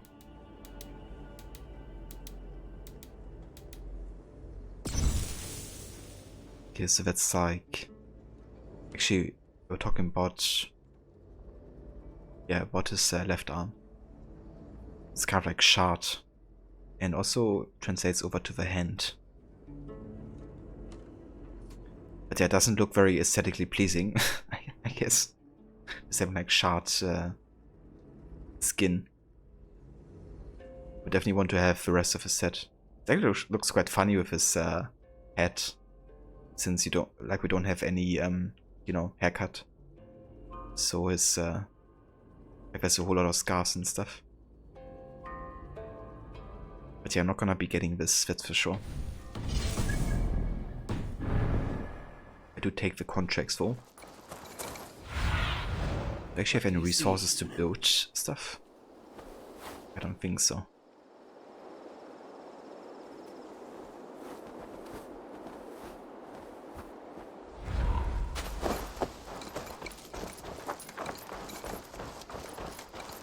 It's ancient bourbon barrels from a company that makes some very expensive bourbon. It's a special occasion kind of beer. Yeah, that's definitely understandable, dude. It'd be a bit expensive. You're drinking that like every day, I guess.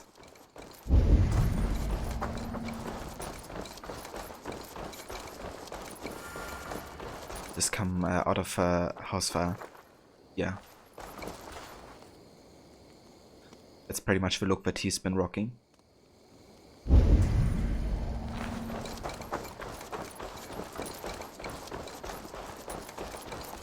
Hey, the doggo.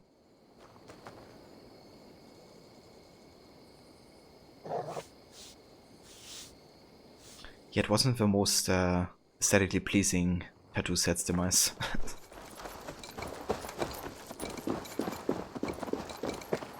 Oh, the dog is actually following us. That's kind of sweet. That reminds me also of AC3, because in AC3 the doggos behave similar. Like if you pet them, they just like follow you around and then they kind of like lay on the back and want to play and stuff. Actually quite sweet. Do we know a date for the next festival?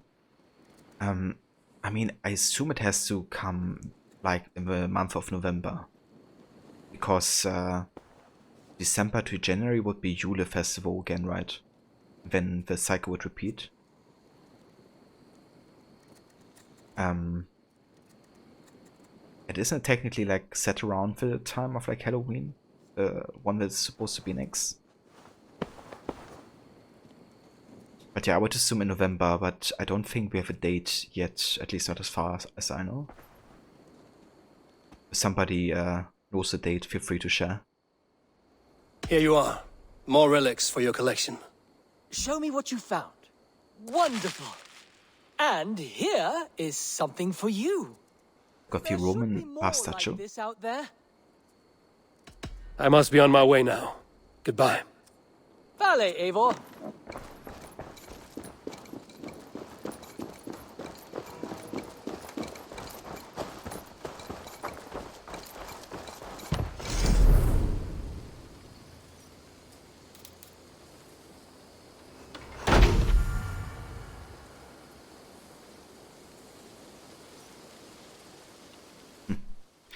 Valkyrie. I was kind of looking for the Roman bar statue. That's a new one that we've gotten.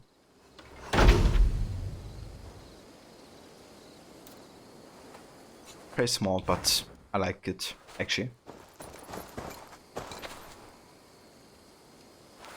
I have a combination with the candles.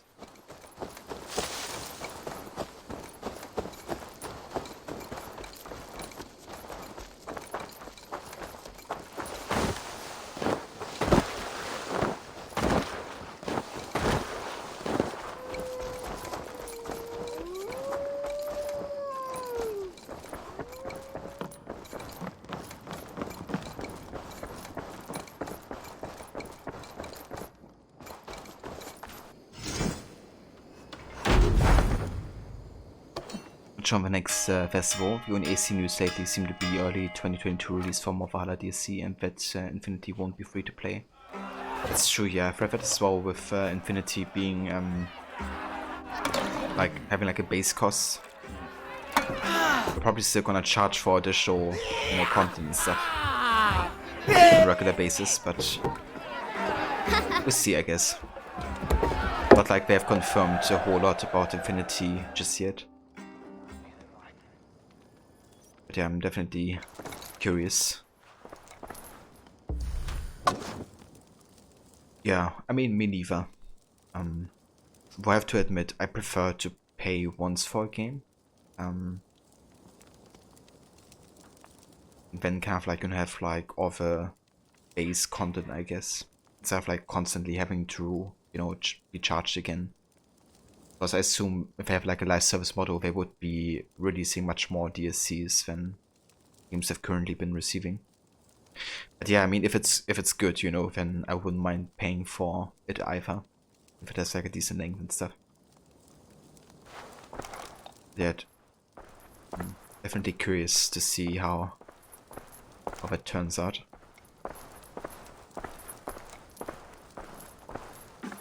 Infinity would be at base be free, and extra stories or whatever would cost. Is that not true anymore? I mean, it recently kind of has been denying that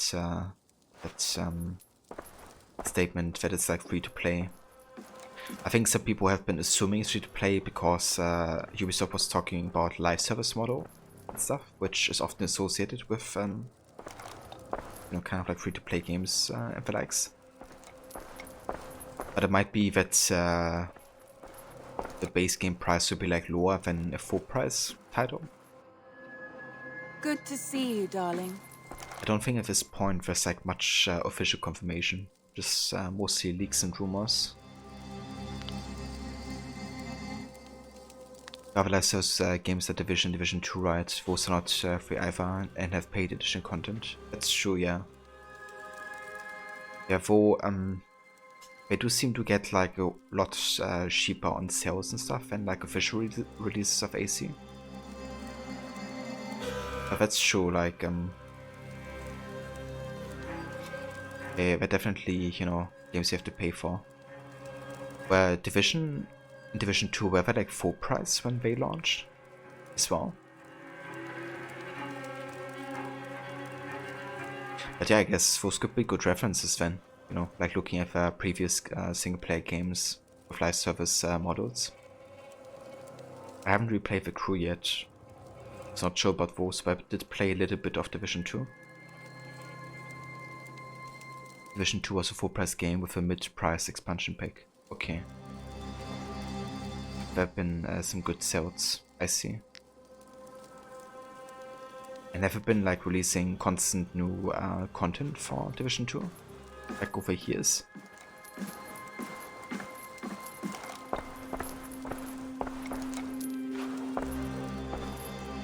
What happened yesterday? You and Sigurd disappeared during the feast, and when he returned, he went straight to our room without a word. We talked for a time. I asked many questions, but got few answers. I wish I could say more. Do you think Sigurd knows? About us? I don't think so. He would have said something. Sigurd wants to blame me for every mishap that has befallen him, but gives me no credit for his rescue. I don't understand. Yet he does speak with you. With me, he has gone totally silent. So, what now? This is for Sussex. We burned it to the ground to save one man. Yet he is barely the man we were searching for. Quite so.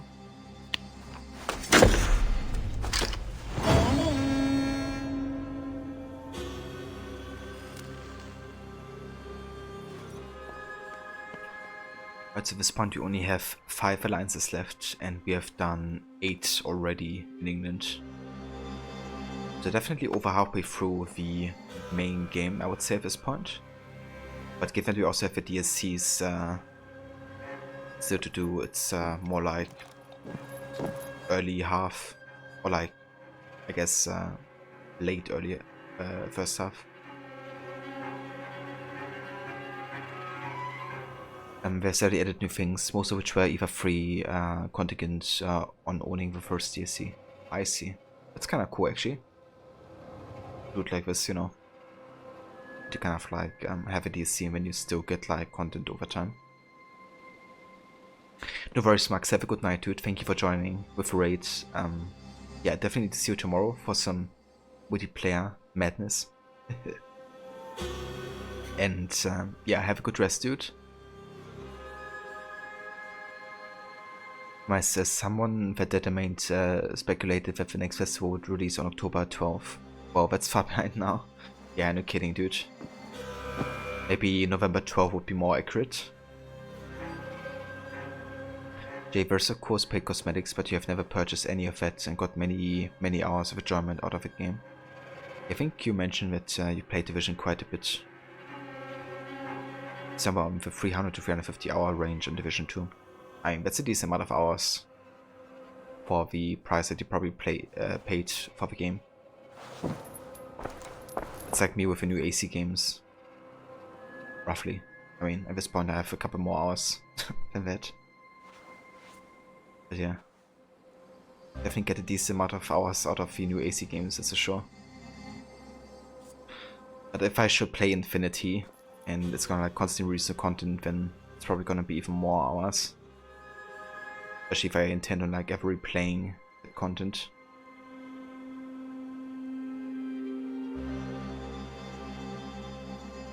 I want to see the Alliance map.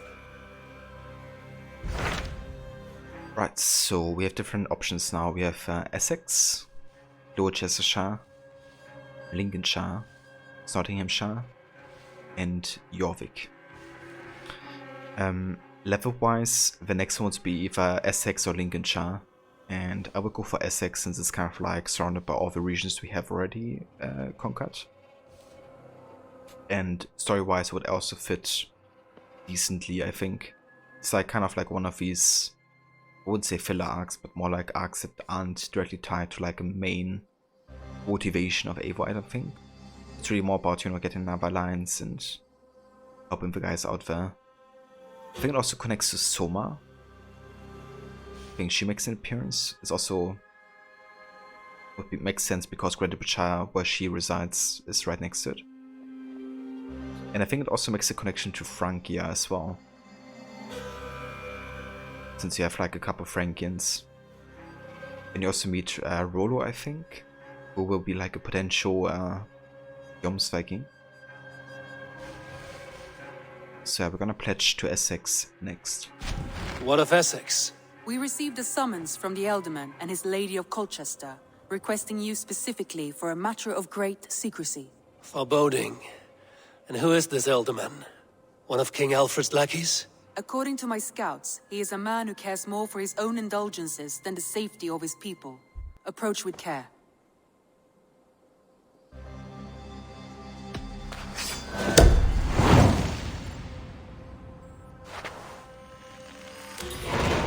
I will leave at once. An alliance in Essex would be invaluable, but go with caution.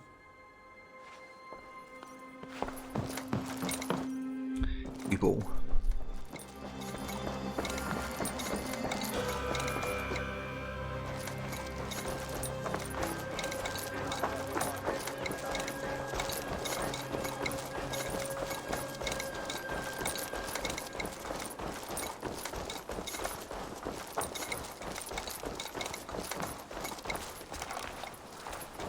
Talk to you.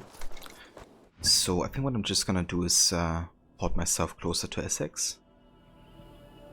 To go down here, and apparently we've also been a little bit in Essex before. So let's go up here to East Anglia.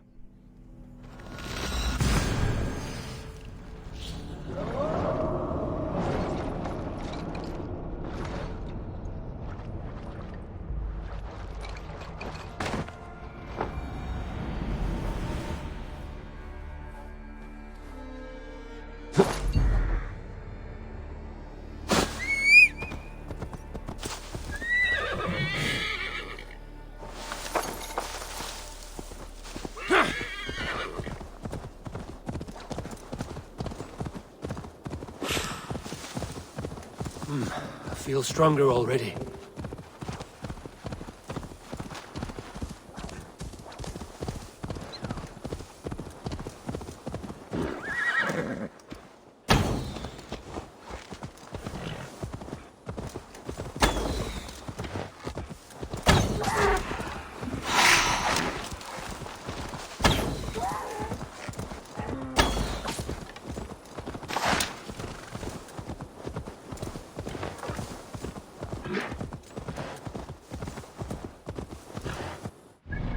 Can I actually upgrade anything, I wonder? Don't seem to have enough titanium here.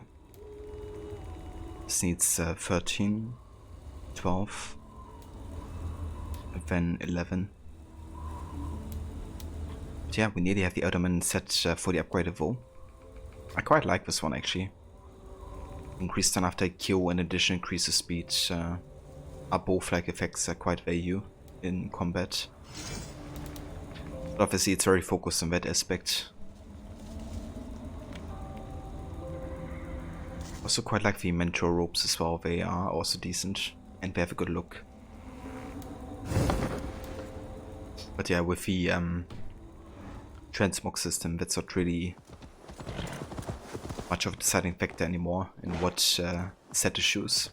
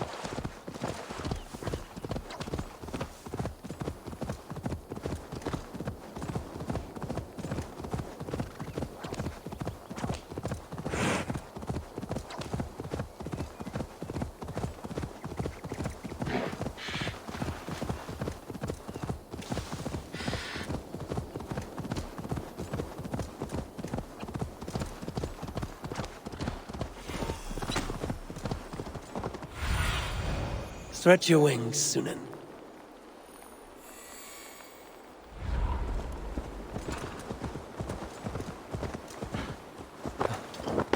shouldn't be seen here. A hood should work.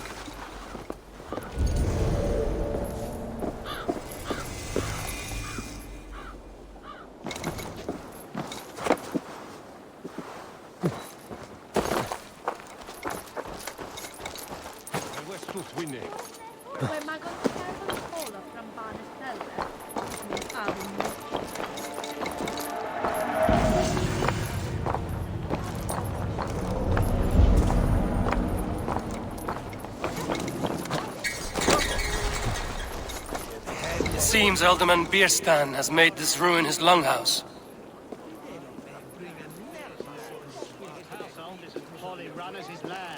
Estrid is a good wife. Far better than he deserves. You would say that, Adrian. Your wife acts like a sow in a skirt. My sweater run is a worthy woman, you coxcomb. But she's an excellent cook. With a fine nose for truffles. If Birston does not return soon, wine will not be the only thing spilled upon his floors. Now, gentlemen, everyone is fractious with this waiting. Let us be civil at least.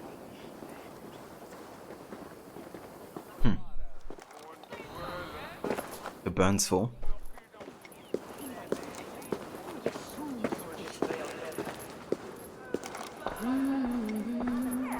Lord, Ah, a heroic-looking Dane in our midst. I'm looking for Bierstan, the Alderman of the Shire. Our lord is not at home, but his wife is receiving visitors upstairs, in her usual fashion. If you speak with her, pass on that we've run out of ale. Ich habe elne pichten, thefu habenmecht. Nune habe fram chepmen on actune. Swiderang. Ich biu je madlen intinga. Yeah, I agree.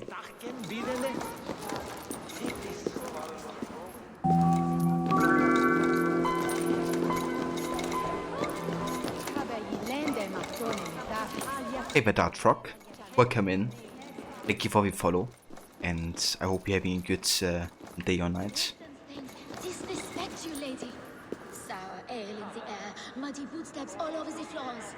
Ces Anglais sont des cochons. Les Anglais sont des hommes. And they've eaten us out of hearth and home. We have but one cask of ale and 2 roasted pheasants left. Let us hope Birstan has at least killed a boar or 2, or his stains will add inhospitality to their list of complaints. Cochon! Filthy swine! Shoot, ma chère. There is no use fretting.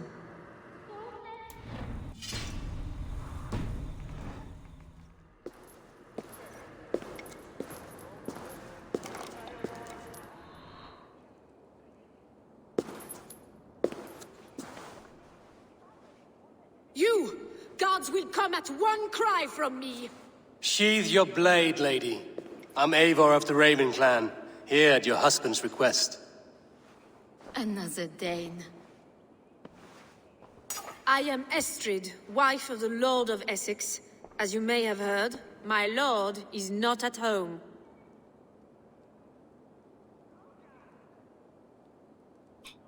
I mean, where is he, I guess? But I'd rather just get to the point, I guess.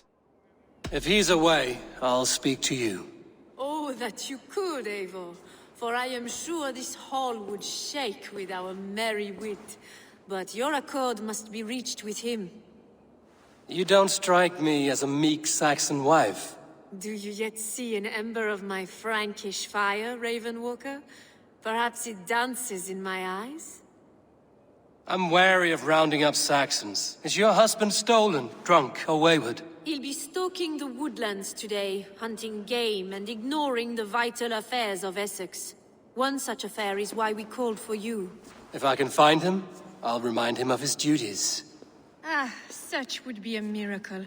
His favorite haunt is southwest of here.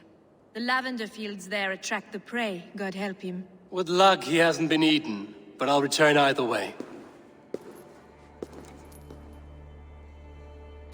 Yeah, the flirt is real between the two, especially with Estrid. But we're not gonna go ahead and romance her. We have Renvi. Patience is a godly virtue, Adred. Even the saints would tire of waiting for Beerstan to hang up his bow. Dear Estrid, we must discuss the affairs of this land, with or without him.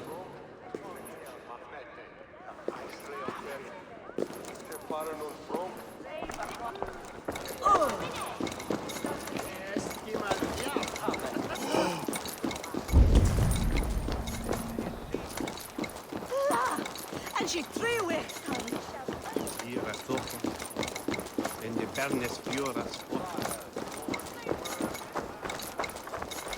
Yeah, I think I'm gonna go ahead and get this viewpoint up here.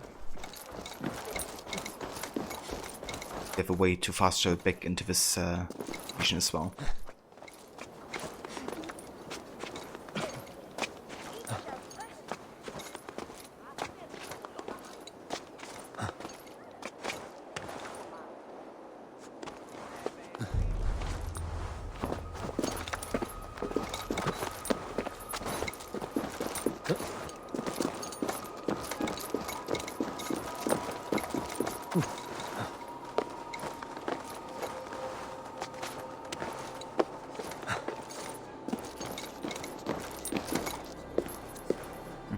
Let's even have a tattoo design.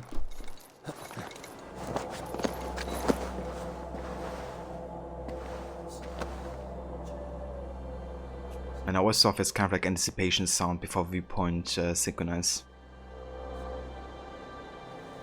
Like the horns, but also kind of like, you know, the string instruments, almost like the orchestra's kind of like, you know, getting ready before they start the play.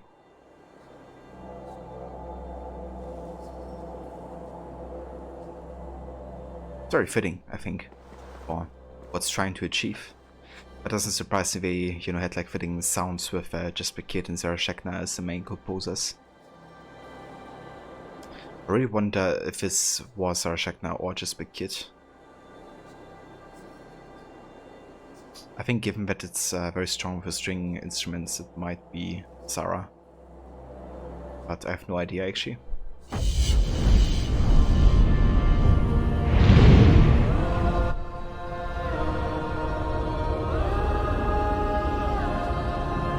But yeah, she's usually utilizing string instruments because she's playing the violin herself. And fun fact, but she also provided a violin for Black Flag, even though she didn't do any composing. Yeah, she did actually play the violin for Black Flag though.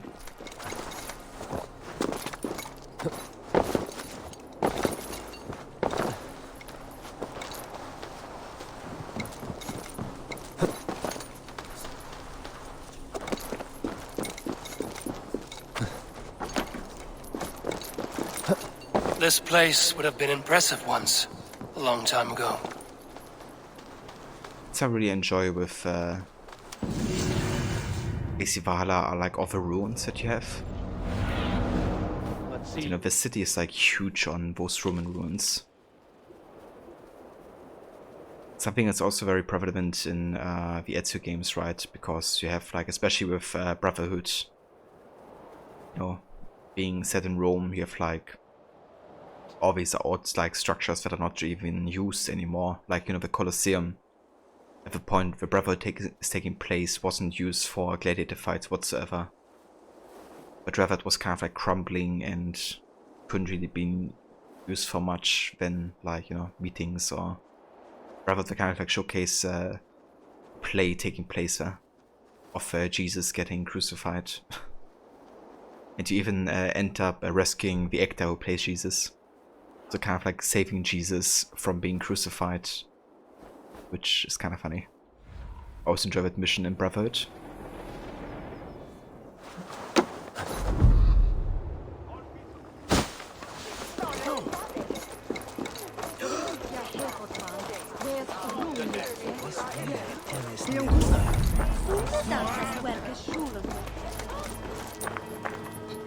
Besten war.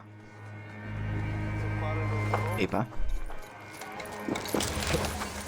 Quite a few of them around here.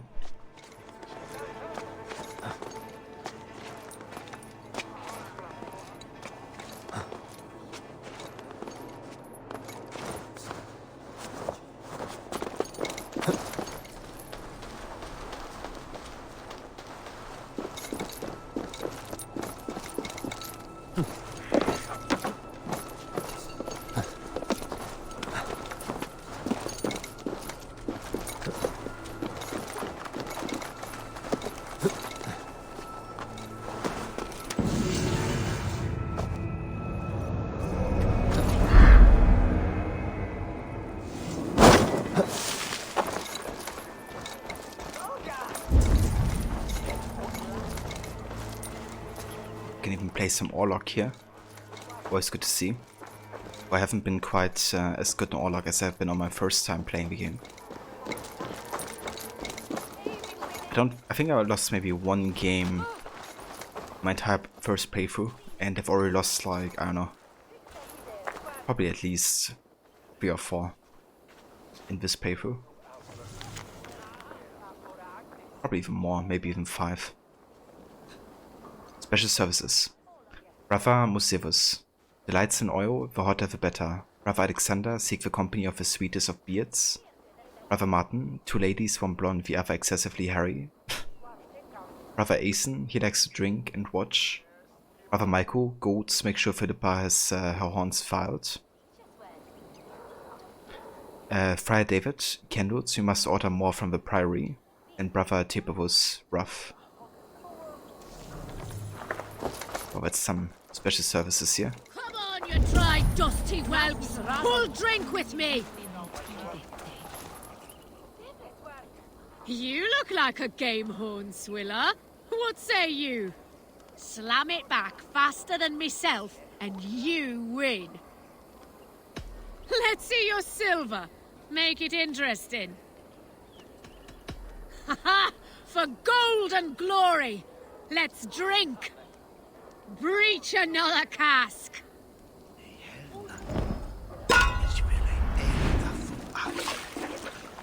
An oath in them haben.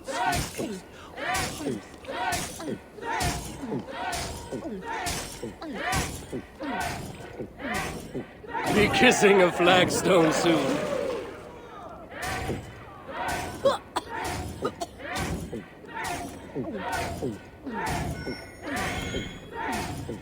You are a bit green, friend. Was kind of synchronized between her and me just now.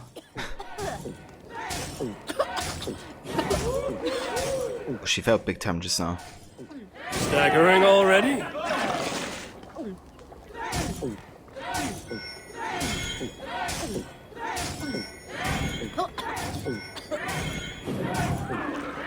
So slow.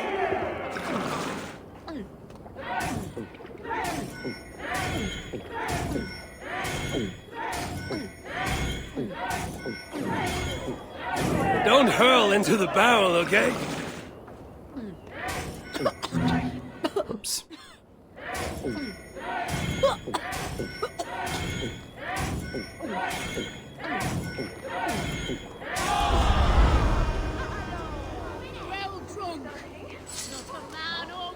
I wonder why they deleted the possibility to do the drinking competition with the hood on. Because you definitely could until like a couple patches ago, but they seem to have forced you now in drinking contests to not wear a hood. Maybe because of like clipping issues or something. But yeah. Ah, Orlok. Fortune favors the bold. Are you brave enough for a game or two? Let us begin.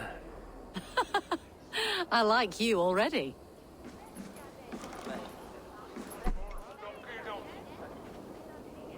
Alright, we got a new favor, which is Frick's side where you can reroll your opponent dices. It's quite powerful actually. But it can also be very luck dependent as well. Currently I have adding arrows, which is quite powerful if you get like a lot of them. Health per block and damage. I think I stick to it for now.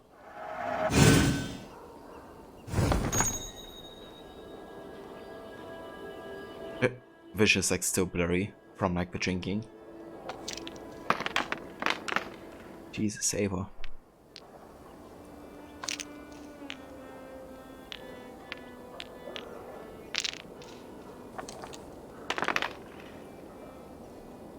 Zimbabwe. Okay, let's get the shield for sure. Arrow, and I mean, might as well go for another defense and the token.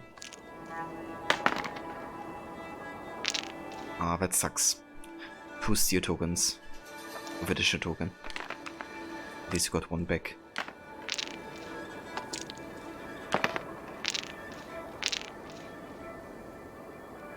Okay, just gonna skip here. saw this huge beer glass in the shop today alongside this beer. It's one of those ones you see in Germany, especially during Oktoberfest. Yeah, I know the ones that you're talking about, Demise. I think the ones are funny that even have like, you know, kind of like the shape of like a foot and a leg. You know, kind of like it's in association with like football. I think those are also quite popular during Oktoberfest. A boot glass, yeah, pretty much. But including like the entire leg basically, because it has to be huge as a sec, of course. For maximum beer input.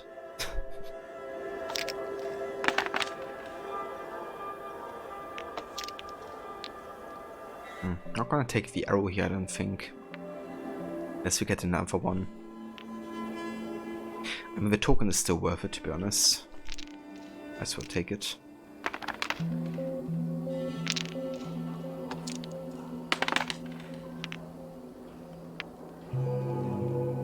Let's go for another arrow for damage.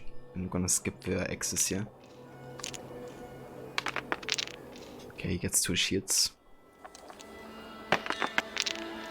Nice, we got some good tokens here. And 1 damage at least through. So get 2, 3, 4, 5, 6. In addition to a 4 that we have. 10 tokens. 1, 2 dices, okay. Fuck. That's actually quite powerful. Wookiee's trick. Didn't have enough tokens now. Okay, definitely the steel. Let's take these 2 as well.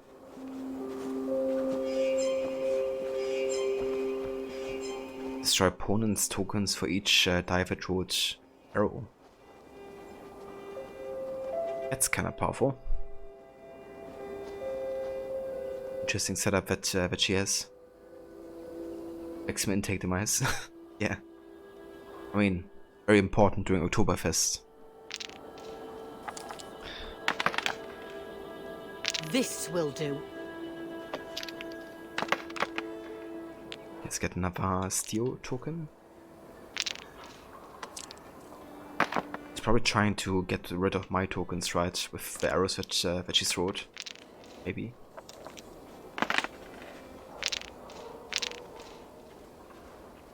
So I actually have 3 arrows that go through here. We could maybe try to add 1 per die. That's not really that powerful. Better with 10 tokens or, you know, 14. So we get 2, 3, 4, 5. Well now. Actually, hold on. 4, 5, 6, 7. Bring us to 14 total. It's really weird I can't do a 14 token one. I think that's because... yeah, I don't know why it is, but I can definitely utilize the damage one for 12 tokens. Could be that she's trying to ban my dice again, but I'm just gonna try it. Yeah, she does. It's really annoying actually. At least she didn't get rid of the stealing tokens. Would have been a better pick for her. And I can still do my... This victory will be mine. Yeah, that's good. I could still do the damage there. Should have focused the stealing ones.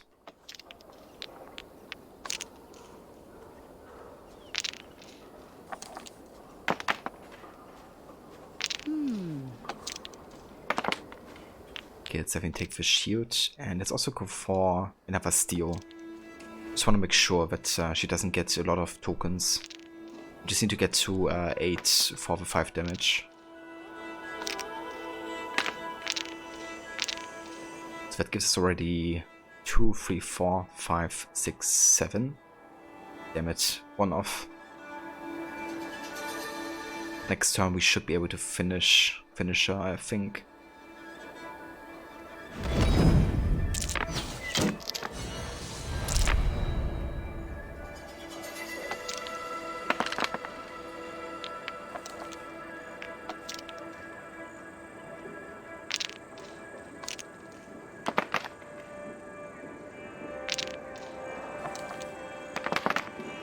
yeah. Give me all the steals.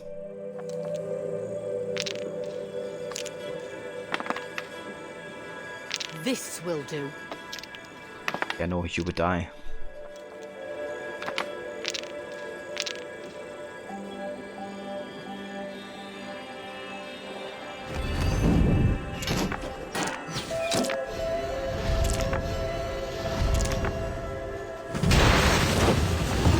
Too easy. An overwhelming defeat. I must reclaim my name. Let us go again. Yeah, reclaim your name with another opponent. I have had enough of this. Thank you for God Favor 4.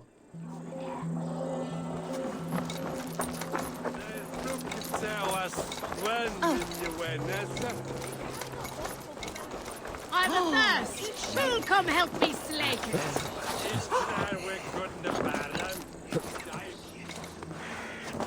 Still got like a third of a beer left. I mean, sounds like a decent size. Hope you enjoyed Demise. You got it like ice cold out of a fridge or something.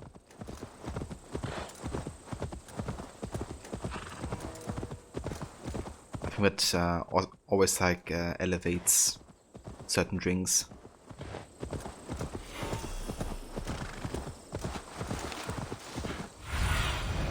Have a look, Sunan. Hunting is a fine sport, but I hope the Alderman has not become the prey. No good comes from a camp this bloody. What happened to Burson? The remains of the hunting party. This one was savaged by a large animal.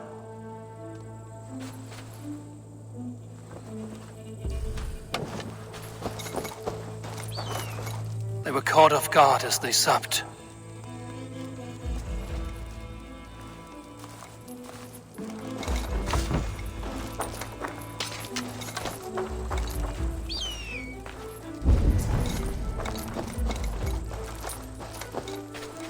They were attacked by a beast. Something strong enough to kill a horse.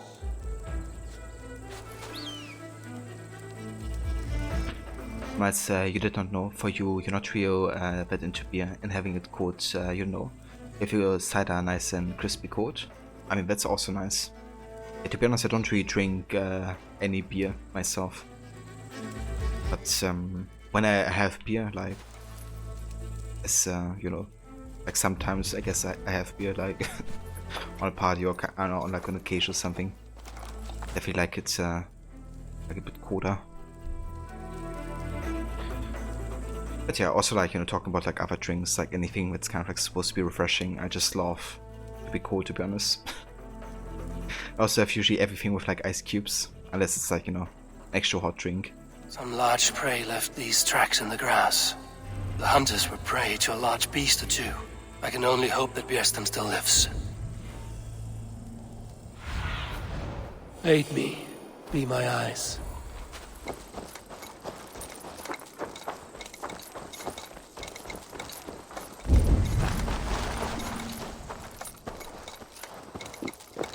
But yeah, ice cubes are the real MVPs. Björsten? Ready your weapon, or accept your fate as a feast for bears. Gets the blood coursing. You have savaged enough men today, beast.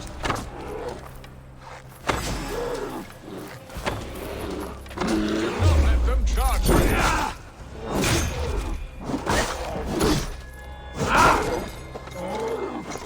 This is one Saxon you will kill today.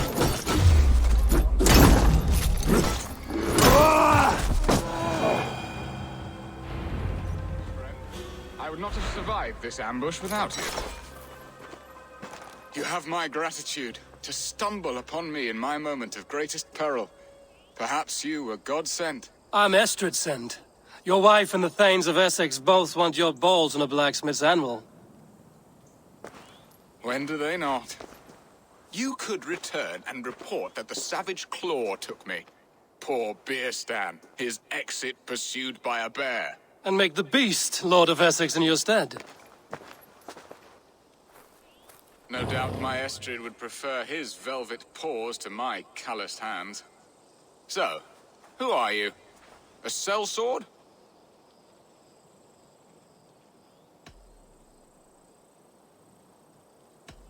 You seem ill-matched to your wife. Yeah, no kidding. I'm also no mercenary. I come at your core. I mean, I don't think it's fitting for Eivor to judge his relationship to his wife just yet. This will clarify our intentions for, like, a bit better, rather than just pleasing him. So I think I'm gonna make this distinguishment between what we actually offer and who we are. I'm Norse, and no coin groveler. Intriguing. We Saxons hear only that Danes and Norse are ferocious barbarians, all teeth and claws, with little subtlety or wit. But ho! Are you the Norse I sent word to? I am Eivor of the Raven clan. You hinted at an alliance for the loan of my unique talents. Blood, yes. Let us return to Colchester at once, and we'll speak more of the delicate matter on my mind. I'm glad you answered my summons. I did not expect such a skilled fighter. It's good I came when I did. You lost many men on this hunt. Good men, all. They will have the proper rights, and their families will be cared for. Your people sacrificed much for your sport. They did. There is no balm for my tortured heart. Why did you ask me here? Do you believe in true love, Eivor? I have loved. But have you truly? Has a longing burned in your breast, a sweet, lingering pain, paralyzing you with its sting? There's pain enough in battle. I do not seek it out in love. I long for it. The thrill of a fight softly won. My wife Estrid lacks fire. She is a fish out of water, cold and dead. She showed great passion when I met her, keeping your thanes in check. Oh, they love her, it is true. Some with too much devotion. And I have not been a good and attentive husband. I have always been a plucked goose in matters of love. And a piss-poor ruler to boot. Strong must be the hand that steers the ship, Birsten. My hand would rather tug the catgut of a well-crafted bow. My eyes narrowing... I need to cloak myself here. Aye. A crown sits heavy on the head. Then let us run wild and free in the woods as the wolves do. Live on our wits, prowl and stalk and feast. You have a romantic way about you, Birsten. Do not fret. My guards will not worry you when we are together. You mismark me if you think I'm capable of worry. Have you built your city in the ruins of another? No, these builders are lost to the annals of time. Far advanced of the Saxon hovels of Wattle and Daub. I have ambition to build a great palace myself, with mosaics and balmy courtyards. What stops you? That which stops all but the most creative minds. Coin, imagination, talent. And your people? Is Essex happy? That is a question I never really ponder. I suppose they are. I hope they are. Alfred believes I rule like a chickless hen, flapping and squawking over nothing but the farmer's dinner. He interferes? No, he disapproves. Is that not infinitely worse? But look, we are nearing my hall. I must face the wolves at my door before we discuss your favor to Essex, Abel. It may be I can speed your business along. Eivor's capable of worrying. That to be true. Yeah, no kidding. Ever got more important things on his mind than worry. For example, determination. Ready to help me fend off the spears of their displeasure? Let them speak their woes. I'll advise you if I can. Who is this owl, Bearston, that twitters in your ear? An advisor, nothing more. Here to help Essex navigate her brewing storms. Now, my dear brethren, Adrid, perhaps you will start us off. What troubles you? You're a disgrace, Bearstan. Couldn't get a sow pissed in an alehouse. Alfred's men are crawling all over Essex. King Alfred, yes. Though it is within his right, the constant presence of his men is certainly an issue.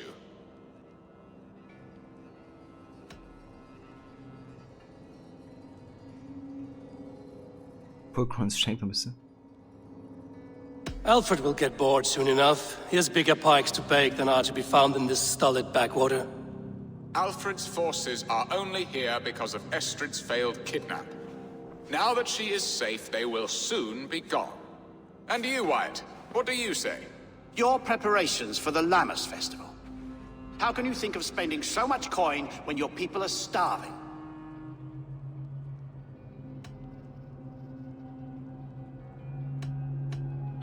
Yeah, we should contribute to the festivities. He should put his own ham fist in his purse and contribute coin to the festival.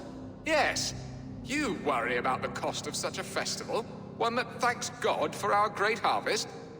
Contribute your own coin, then. And Aldrich, do you yap like a she-hound as Adrid does?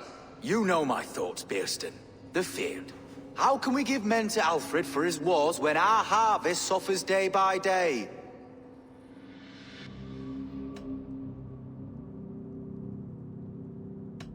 Beware of sleep in a witch's bosom.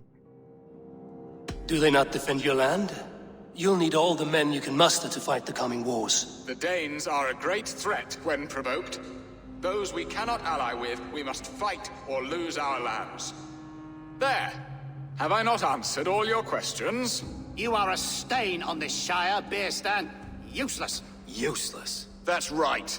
Yet still you haunt my hall. Be gone! I haven't time for your squabbling.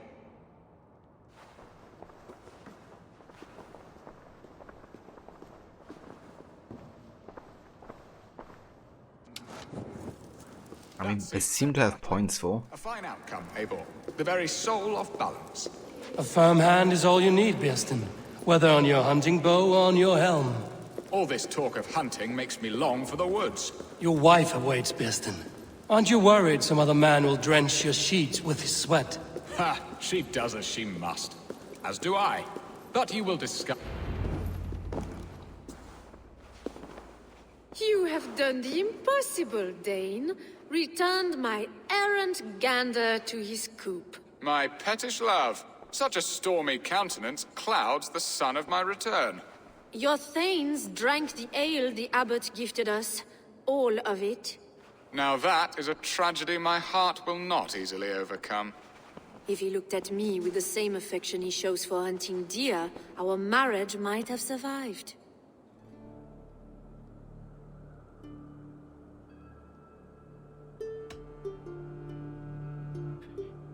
Yeah, I mean, not really my place to, you know, question their relationships again. It's kind of obvious that, you know, they don't love each other. Let's ask Burston how we can help him. So, what do you need of me? Our affairs are more of heart than of state, Eivor. What little passion there was between us faded into bickering long ago. We would have our freedom, Eivor. I from my wife, and my wife from Essex. I'm too sharp a weapon for so soft a task. Why not part and be done with it? Oh, were I a Dane, and divorce as simple as a slit throat. But it's not so easy as that. It's kind of funny, you know, that that's actually the purpose of this questline. That, you know, basically married and they just want to get divorced, and, you know, you're just assisting in that happening. But yeah, that's why you also get a shot at romancing her, I think. Because, you know, it's not like Burston cares much about it. But yeah, it's obviously God that prevents it, I would say. Since they both seem Christian. And, you know, if you marry in front of God, then you marry till death tears you apart, I guess. So, I guess that's what's happening here. Does your God not allow husbands and wives to part? Our God? Our king? There is much standing in the way of a joyous uncoupling. Ours was an arranged marriage, a political need, and not easily broken. Explain yourselves, clear and plain, and I will do it. The poetry here is mind mud. We had a plan, a simple plan. A woman lost and a woman found. Some time ago, we paid a Dane to kidnap me and ferry me safely to Francia. As you can see, he did not deliver. He was certainly thorough in other regards. Some Norse can be quick to take coin and slow to earn it. If I give my word, it is not broken. Could we try the kidnap again? Much of the planning is done. It would only take a more trustworthy overseer. It should be a bold venture if we do. Loud and brash and seen by all. During our Llamas festival, merry peasants and guards with wandering eyes. Your return to Francia would need a swift ship, with a captain ready to leave England. We could ask him. I would have thought his steed and seamen spent. Come find me in the market, Eivor. Our unwelcome guests require food and ale to soften their anger. My wife is a gracious and attentive host, Eivor. The only thing that keeps my braying thanes at bay. And the woman found? A darling Maybud, Alvida, my childhood sweetheart. I left her 20 years ago in Malden to marry my prickled pear. 20 years? Can an ember so cold be reignited? We can hope. You must fan the flame. Find her, bring her to my lakeside cottage, and light a bonfire there. I will know to come. I believe she lived in the last house in Malden. A small, sweet place where fond memories were made. I will do as you both ask, and ask Freya for success in this love game. Good luck in your endeavors, Eivor. I pray you find my Alvida with a fair face and a yearning heart. Now, should I look for Alvida first? I'll meet with Estrid at the marketplace. Okay, so was actually the god preventing the marriage, or the divorce rather? It's the king. I guess it makes sense because they don't seem that religious. I mean, I kind of assumed they were both Christian, right? But maybe they don't care about the promise, like the religious promise, that much after all. Annals of History 5. By fascinating the Roman practice of bathing, that they would build a place whose sole purpose was the cleanliness of the body. But as I think on it, a clean body denotes a clean mind, a godly pursuit. The baths in this town were used until at least the year 500. Were the people here still living as the Romans did, even after the last soldier fled our shores? Brother Herod.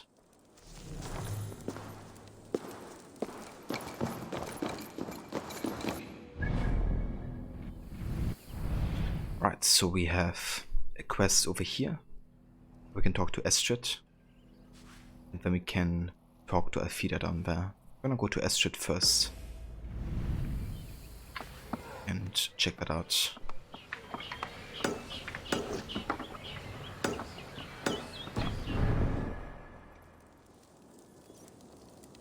This sword is like one of the worst leaders you think in the game. Yeah, he's definitely not somebody who should stay in power. Should rather focus on his romantic life, I guess, and be done with it. But yeah, he's not very capable of leading.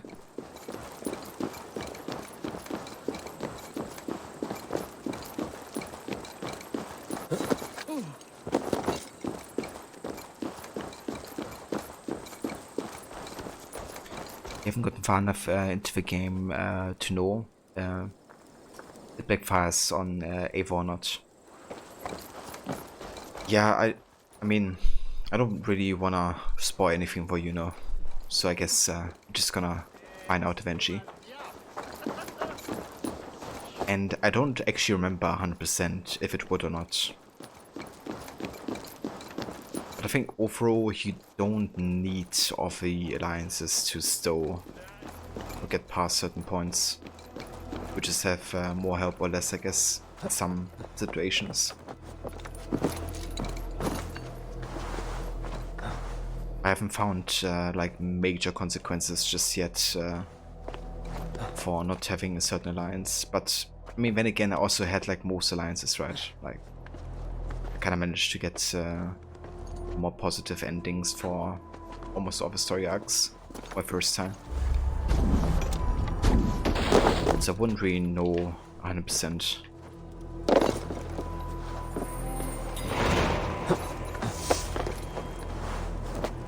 Couldn't help but wonder why we're helping the guy when doing the quests. It seemed so ridiculous at points.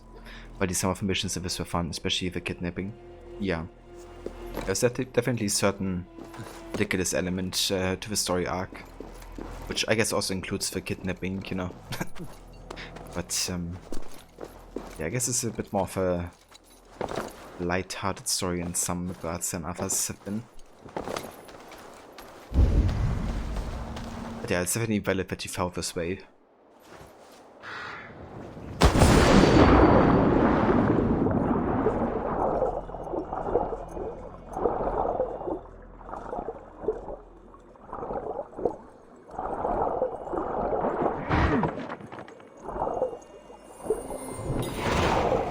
I would see myself approach to it if I decide to go that way.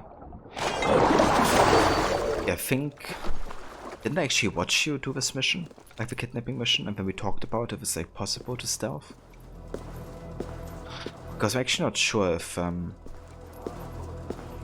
mean, I guess what you could try...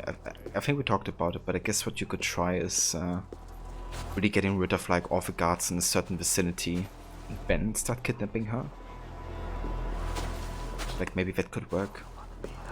I would love to try that actually, but I think it's really damn difficult.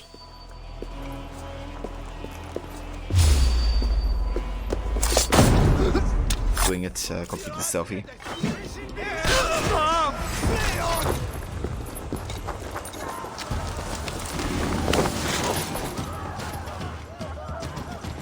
That's even the location, isn't it? The one I'm currently at. I think it is.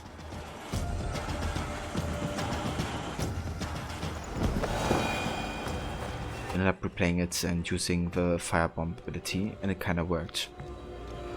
Yeah, that's a good way to take out groups for sure. Just in case. Really like firebombs, or like the AoE effect.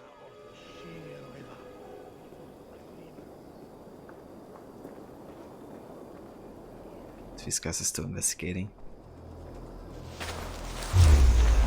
What? Ah, that guy saw me.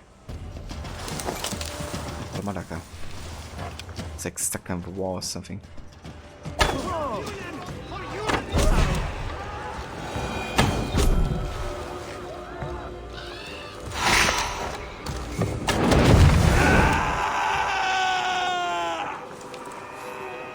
One thing I love is that if you have like tall grass like this, right, you can just take out of it and they won't actually know where you are. Can't do it in like, you know, short grass, but definitely the tall one.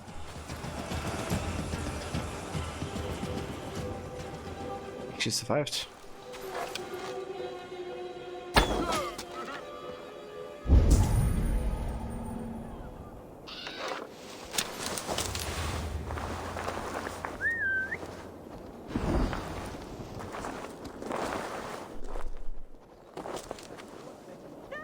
Holy shit.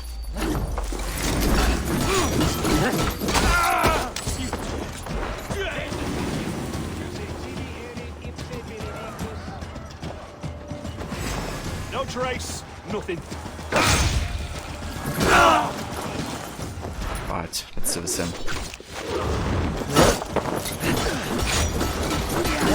Take the fight to the enemy.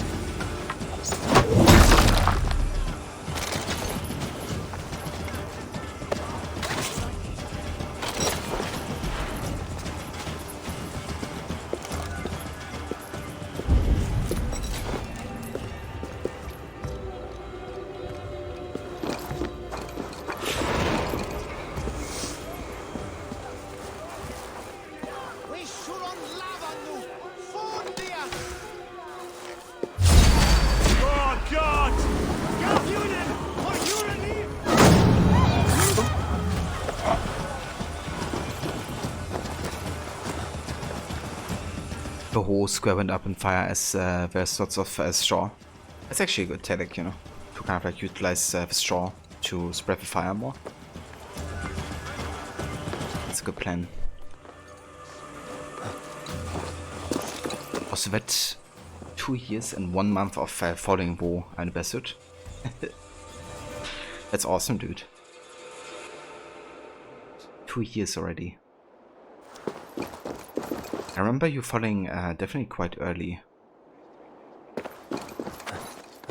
I always thought like that your name was really funny. Every time it like popped up somewhere.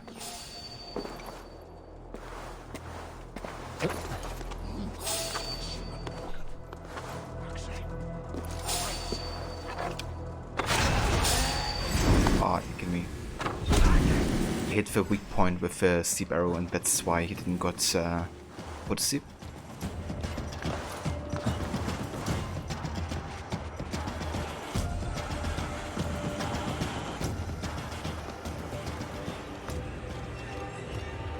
So I think the scale of these Roman structures were exaggerated much of the game. If not so impressive that Romans did this in the early centuries like they did. I mean, I'm not really 100% sure about like the size of the structures, but they seem pretty authentic to me. I think what's the biggest aspect about not being super authentic is, for example, if you take a look at London, right? London, and that is basically fully existing of only Roman structures and all that type of stuff. Apparently there's not like too much evidence for the amount of Roman structures that there are in the game. But on the other hand, you know, historical documentation is also a bit tricky at times. Especially during the Dark Ages. So my impression was that the size of Roman structures and stuff was fairly accurate. But the quantity of Roman structures might be, you know, a bit exaggerated.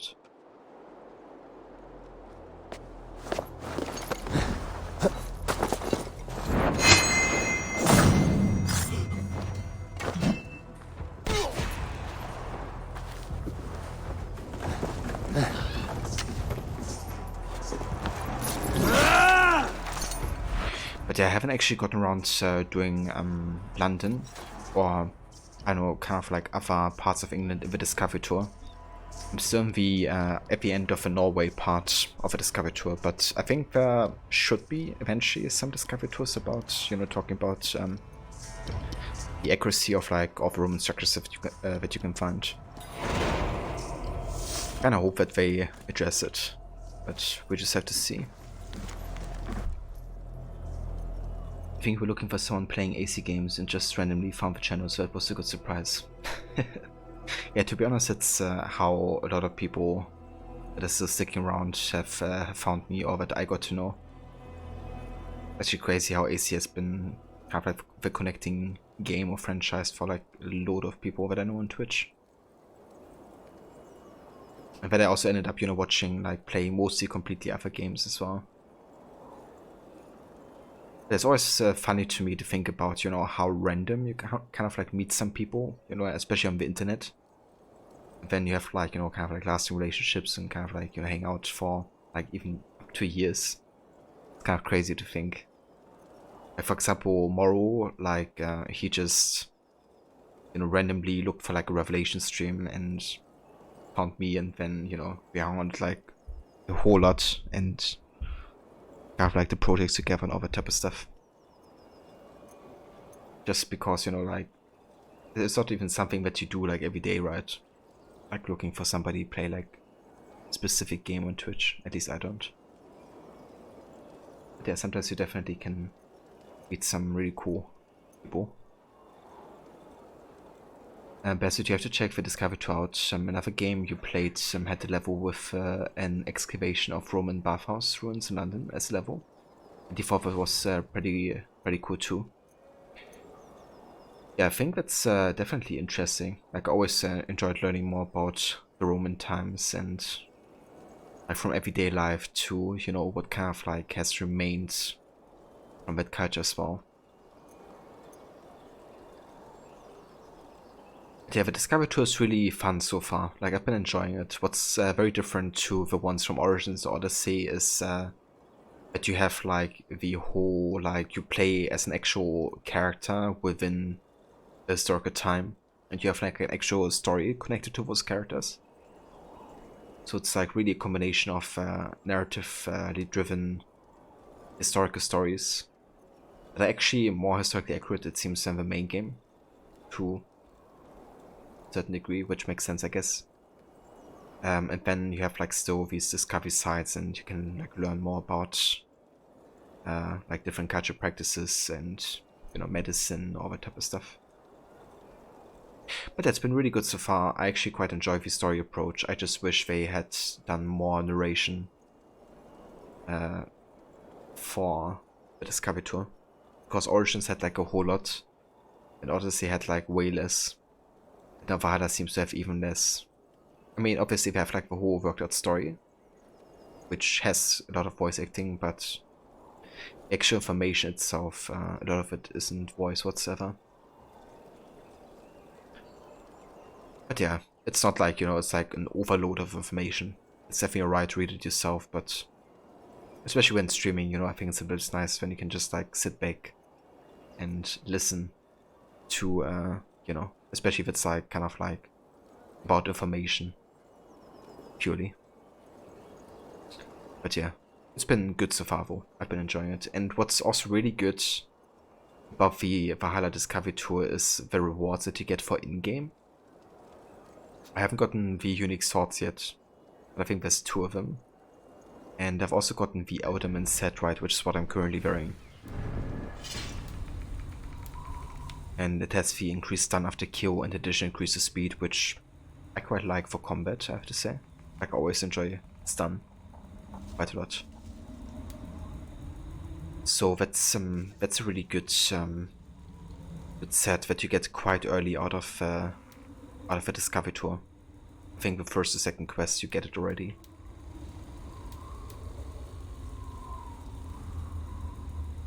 That's a good point for streaming like you do. It's a lot more effort involved. Yeah. Yeah, it was actually crazy when I played Odyssey last year for Completionist. Because there's like so many discovery sites in Odyssey, and you have to also write manually to them. So you have to like discover the entire world map a second time essentially. And then the amount of reading that you have to do yourself is actually so excessive. I mean, I learned a lot about ancient Greece playing with Discovery Tour, and how much the game differed from, you know, actual history.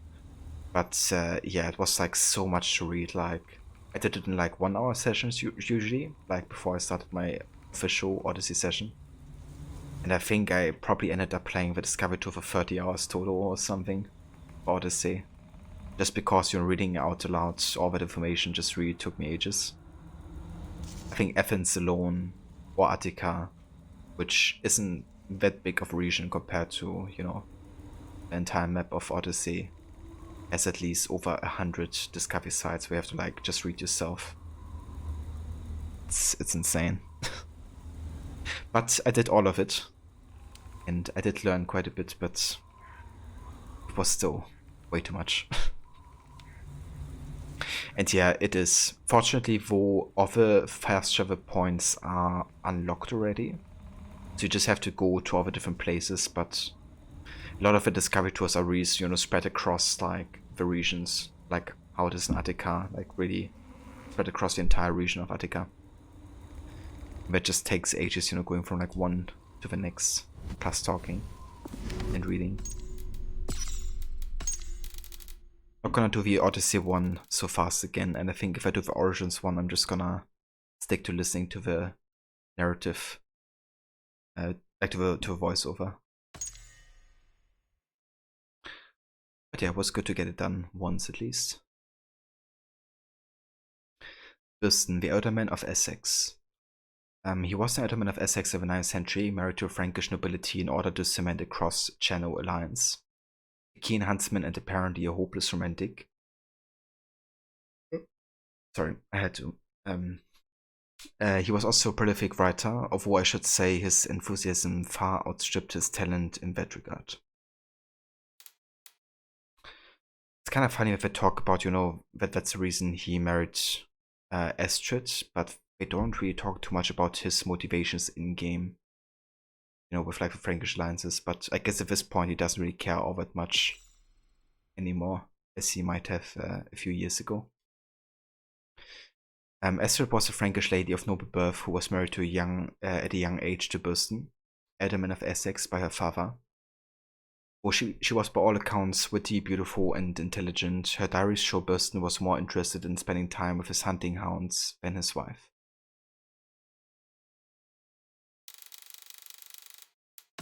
Sad face. But yeah, that's when she looked for Norse, I guess, to spend some time with.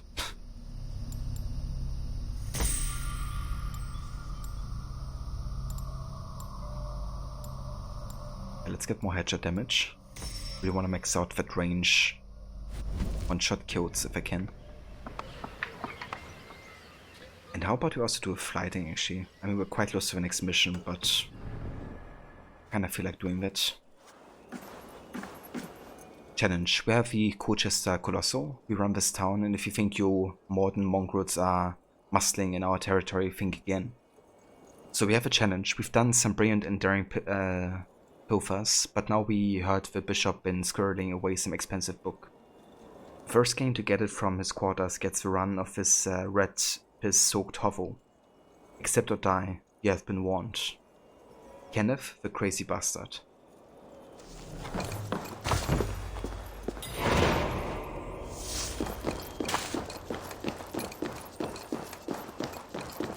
What a pleasant name.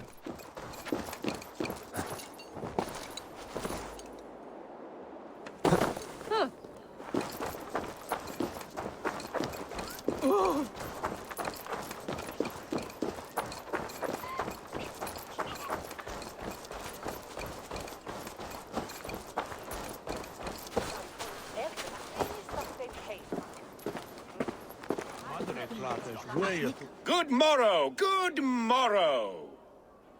I stand here on behalf of the Lady Elette of Colchester, famed mistress of the flight. Do you seek an audience?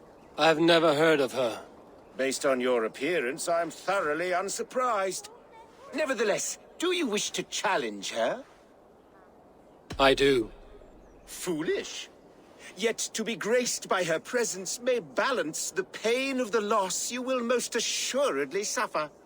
Lady Elette, you are called to the field of flighting. Ah, a peasant. Come for a sound flighting? Please, place your paltry bet. Does she have like a mustache shadow? Kinda looks like. You know, one thing I just thought about is it's kind of funny that, you know, like, obviously you spend most of the time in England. And often it's like the Saxons, you know, doing fighting instead of like the Vikings. But I think it's kind of established, isn't it, that it's like mostly Dane, Norse, kind of like Viking tradition.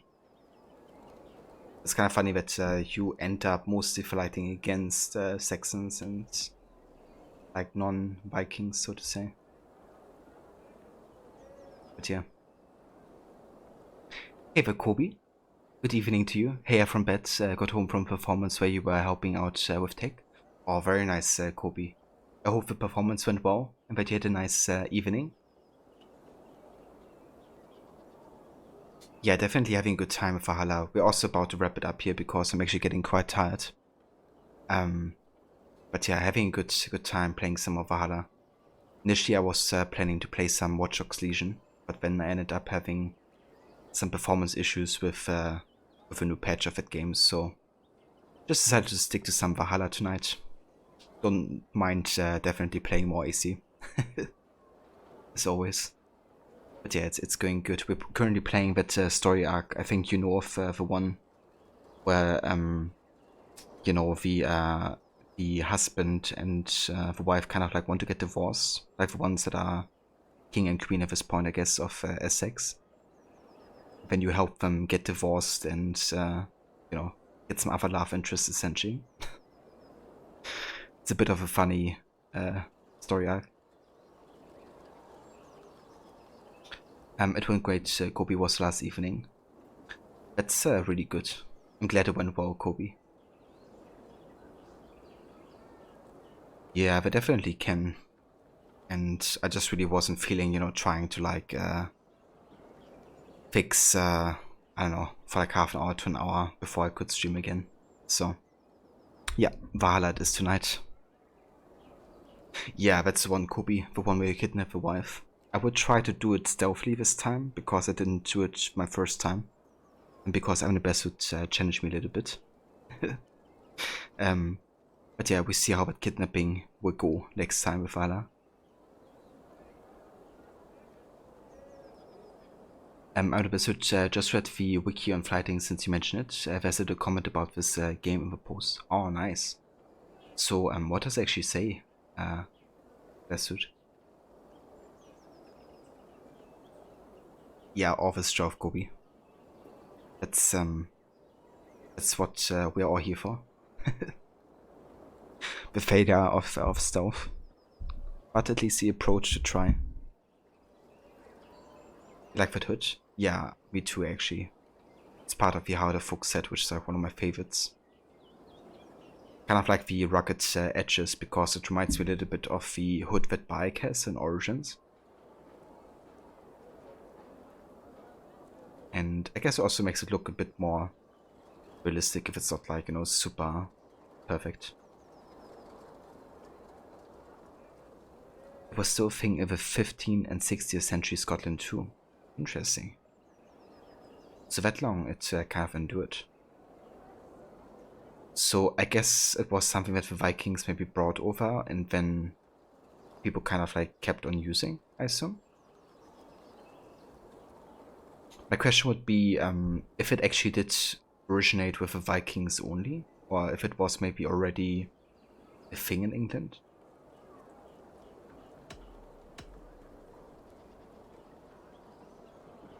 Take this. A pittance. But I accept on the lady's behalf. She will begin. I have heard much about you, and none of it good. You've the softness and brains of a sheep. My verses are known all across this great land.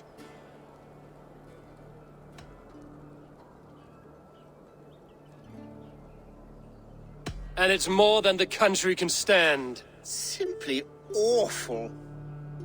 Oh shit, I had to rhyme with them. Clever, I'm almost impressed that you managed to blurt something out. Yet I worry our skills are too deeply mismatched.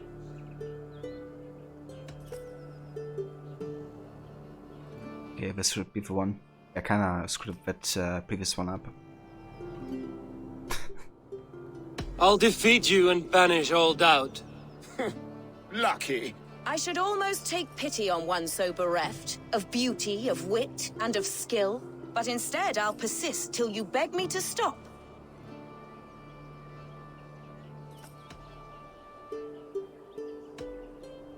Lend a soul, for your words make me ill. Where did you steal that one from? Thus the Lady Alette has been beaten at last, by the one she was foolish to doubt. Now her herald must give me the sum of my bet, while Alette can but stand there and pout. Ugh. Pay what is due and send this peasant away. I grow weary. Of course, milady. Take your winnings, you have earned them. Thank you. Nice, only one more charisma battle, like fighting, and we get to level 5, which means we can actually see the secret way of getting the London mystery solved. The one with Maximus, where we have to steal the statue for Octavian in Ravensthorpe. Some PT ones you couldn't focus because of a mustache, you know. It can be a bit distracting, I concur. Hope you're alright, you're gonna try to sleep. Hope you can drop by more often again soon. Have a good rest of the stream and a good night. Thank you so much, Kobe. I hope you have a good night as well. Thank you for dropping by and for saying hello. Hope you have a good night and a good sleep. And yeah, I will hopefully see you very soon, Kobe.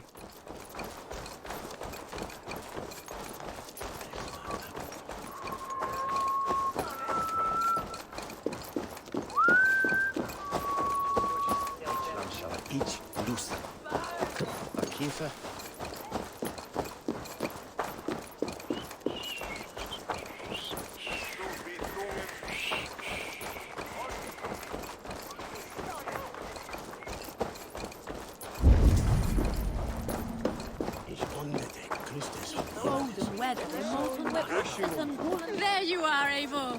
Over here. I came first to help you. Your need seemed more pressing. And now my marriage awaits your executioner's sword.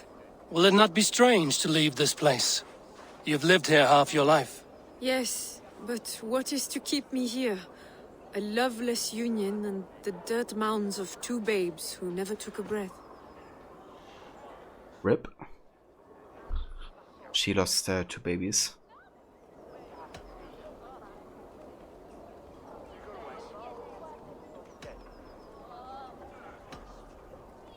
You speak with some sadness. Has your time here always been tragic? There have been tears, but also great passions.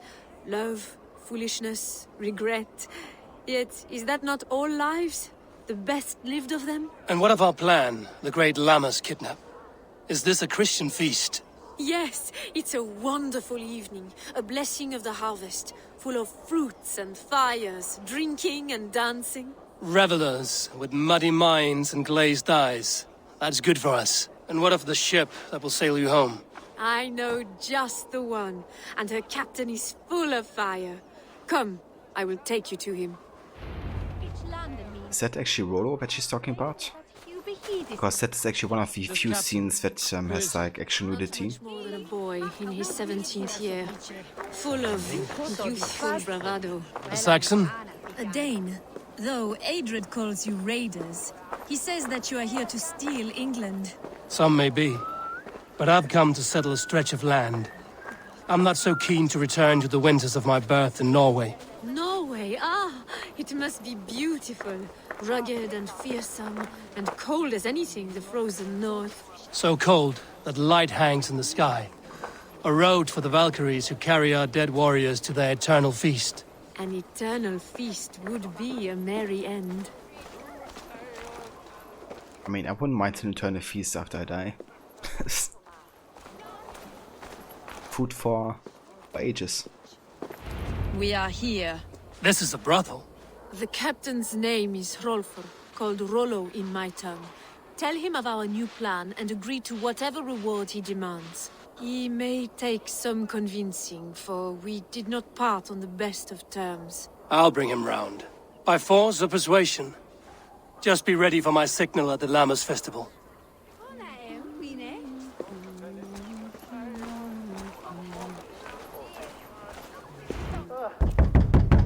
Rollo!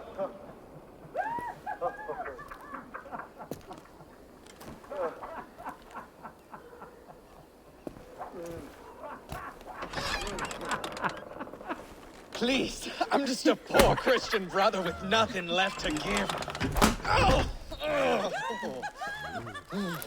Someone's at the door, Rollo. Oh, is it that hun I asked for? Estrid sent me. Did she now? As a parting gift for the man who rattled her bones, huh? No, I'm here to collect you. Can it wait? Oi! Bring out the one they call Rollo. The king's men want to ask him a few questions. No. Just a second.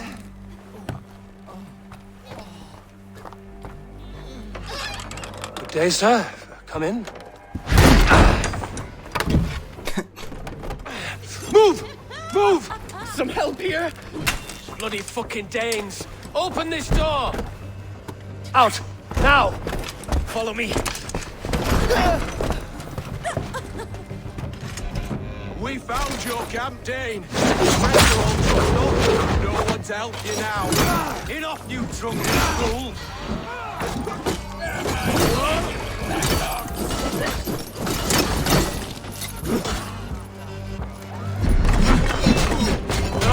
Yeah, exactly. I'm best at one of the few moments that actually does.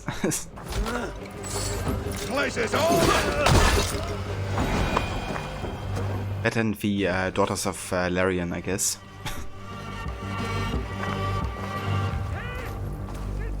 Yeah, that actually surprised me just now that he had the Dive of Valkyrie's ability. I kind of forgot about that. Estrid did not lie. You have fire. And who are you to Estrid? Only a friend. I'm Avon of the Raven clan. Norse by the music of your speech. Then you must forgive me. Those Saxons knew about my camp. I was mind-drunk to leave my warriors behind. Go to your men if you must. Only tell me where to find you. We have much to talk about. Northeast of here, by the river's mouth. Follow me or come when you can.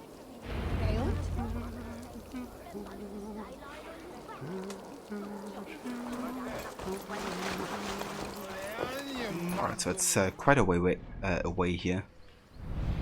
Gotta go to the north eastern side. Okay, so we will be doing that next time in AC Valhalla. For tonight we're actually done because I'm super tired. And I'm gonna catch some sleep very soon. But yeah, let me go ahead and have a save here. And yeah, then we're gonna go ahead and find ourselves a raid target. But first, I want to thank you all so much for coming by and for joining for yet another AC Valhalla stream. The next stream of this is gonna be Tuesday, I think. So yeah, I'm gonna be playing more for sure this week. I'm gonna do at least 2 streams of Valhalla.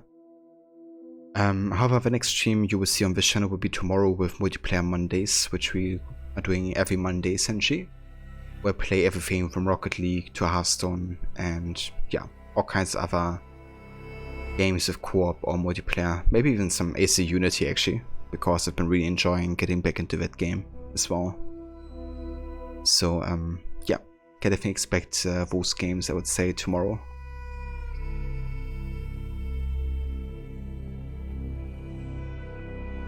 Yeah, thank you, I'm in the bear suit. Thanks for coming by, dude, and for joining. And everybody else is still lurking in chat. Thank you all so much for coming by.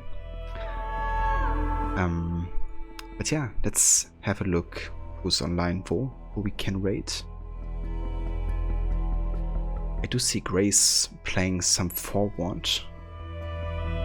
Might be like a horror type of game.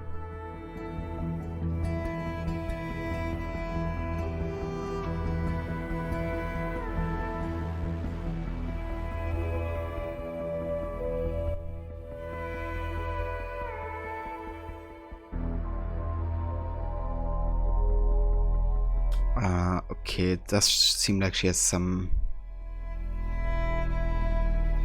issues with like the stream being a bit choppy. I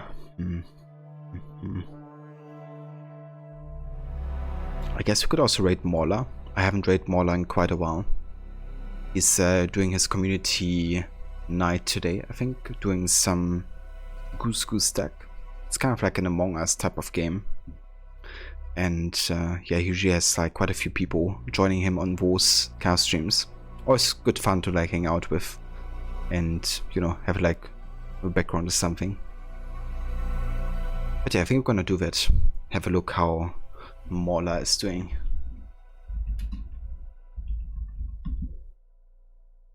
If you come with a raid, feel free to use these raid emotes right here to showcase your support for another streamer of the community. Thanks again also to Demise earlier with the raid. If you guys haven't checked out Demise yet, definitely recommend having a look there. He's a really great streamer, also a big fan of Assassin's Creed. He also played Valhalla. Currently he's playing lots of different games. He just finished Kingdom Come Deliverance, I think. He was also playing Dying Light. He just started Assassin's Creed 2 for the first time ever playing through that game. And he also did play through Visage on the weekend, doing like a bit of like, you know, a Halloween weekend. So I can really recommend checking out his channel. And also check out I'm in the Best Suit and Jay as well. And the Best Suit is a big fan of Dark Souls, but also AC as well as Resident Evil. And Jay is playing, did play some Detroit Become Human recently, but is also a big fan of Assassin's Creed as well. And another fan of Assassin's Creed is also the Maxi. Welcome in, Maxi. So check him out as well. And yeah, I will catch you all next time, guys, because you're about to raid.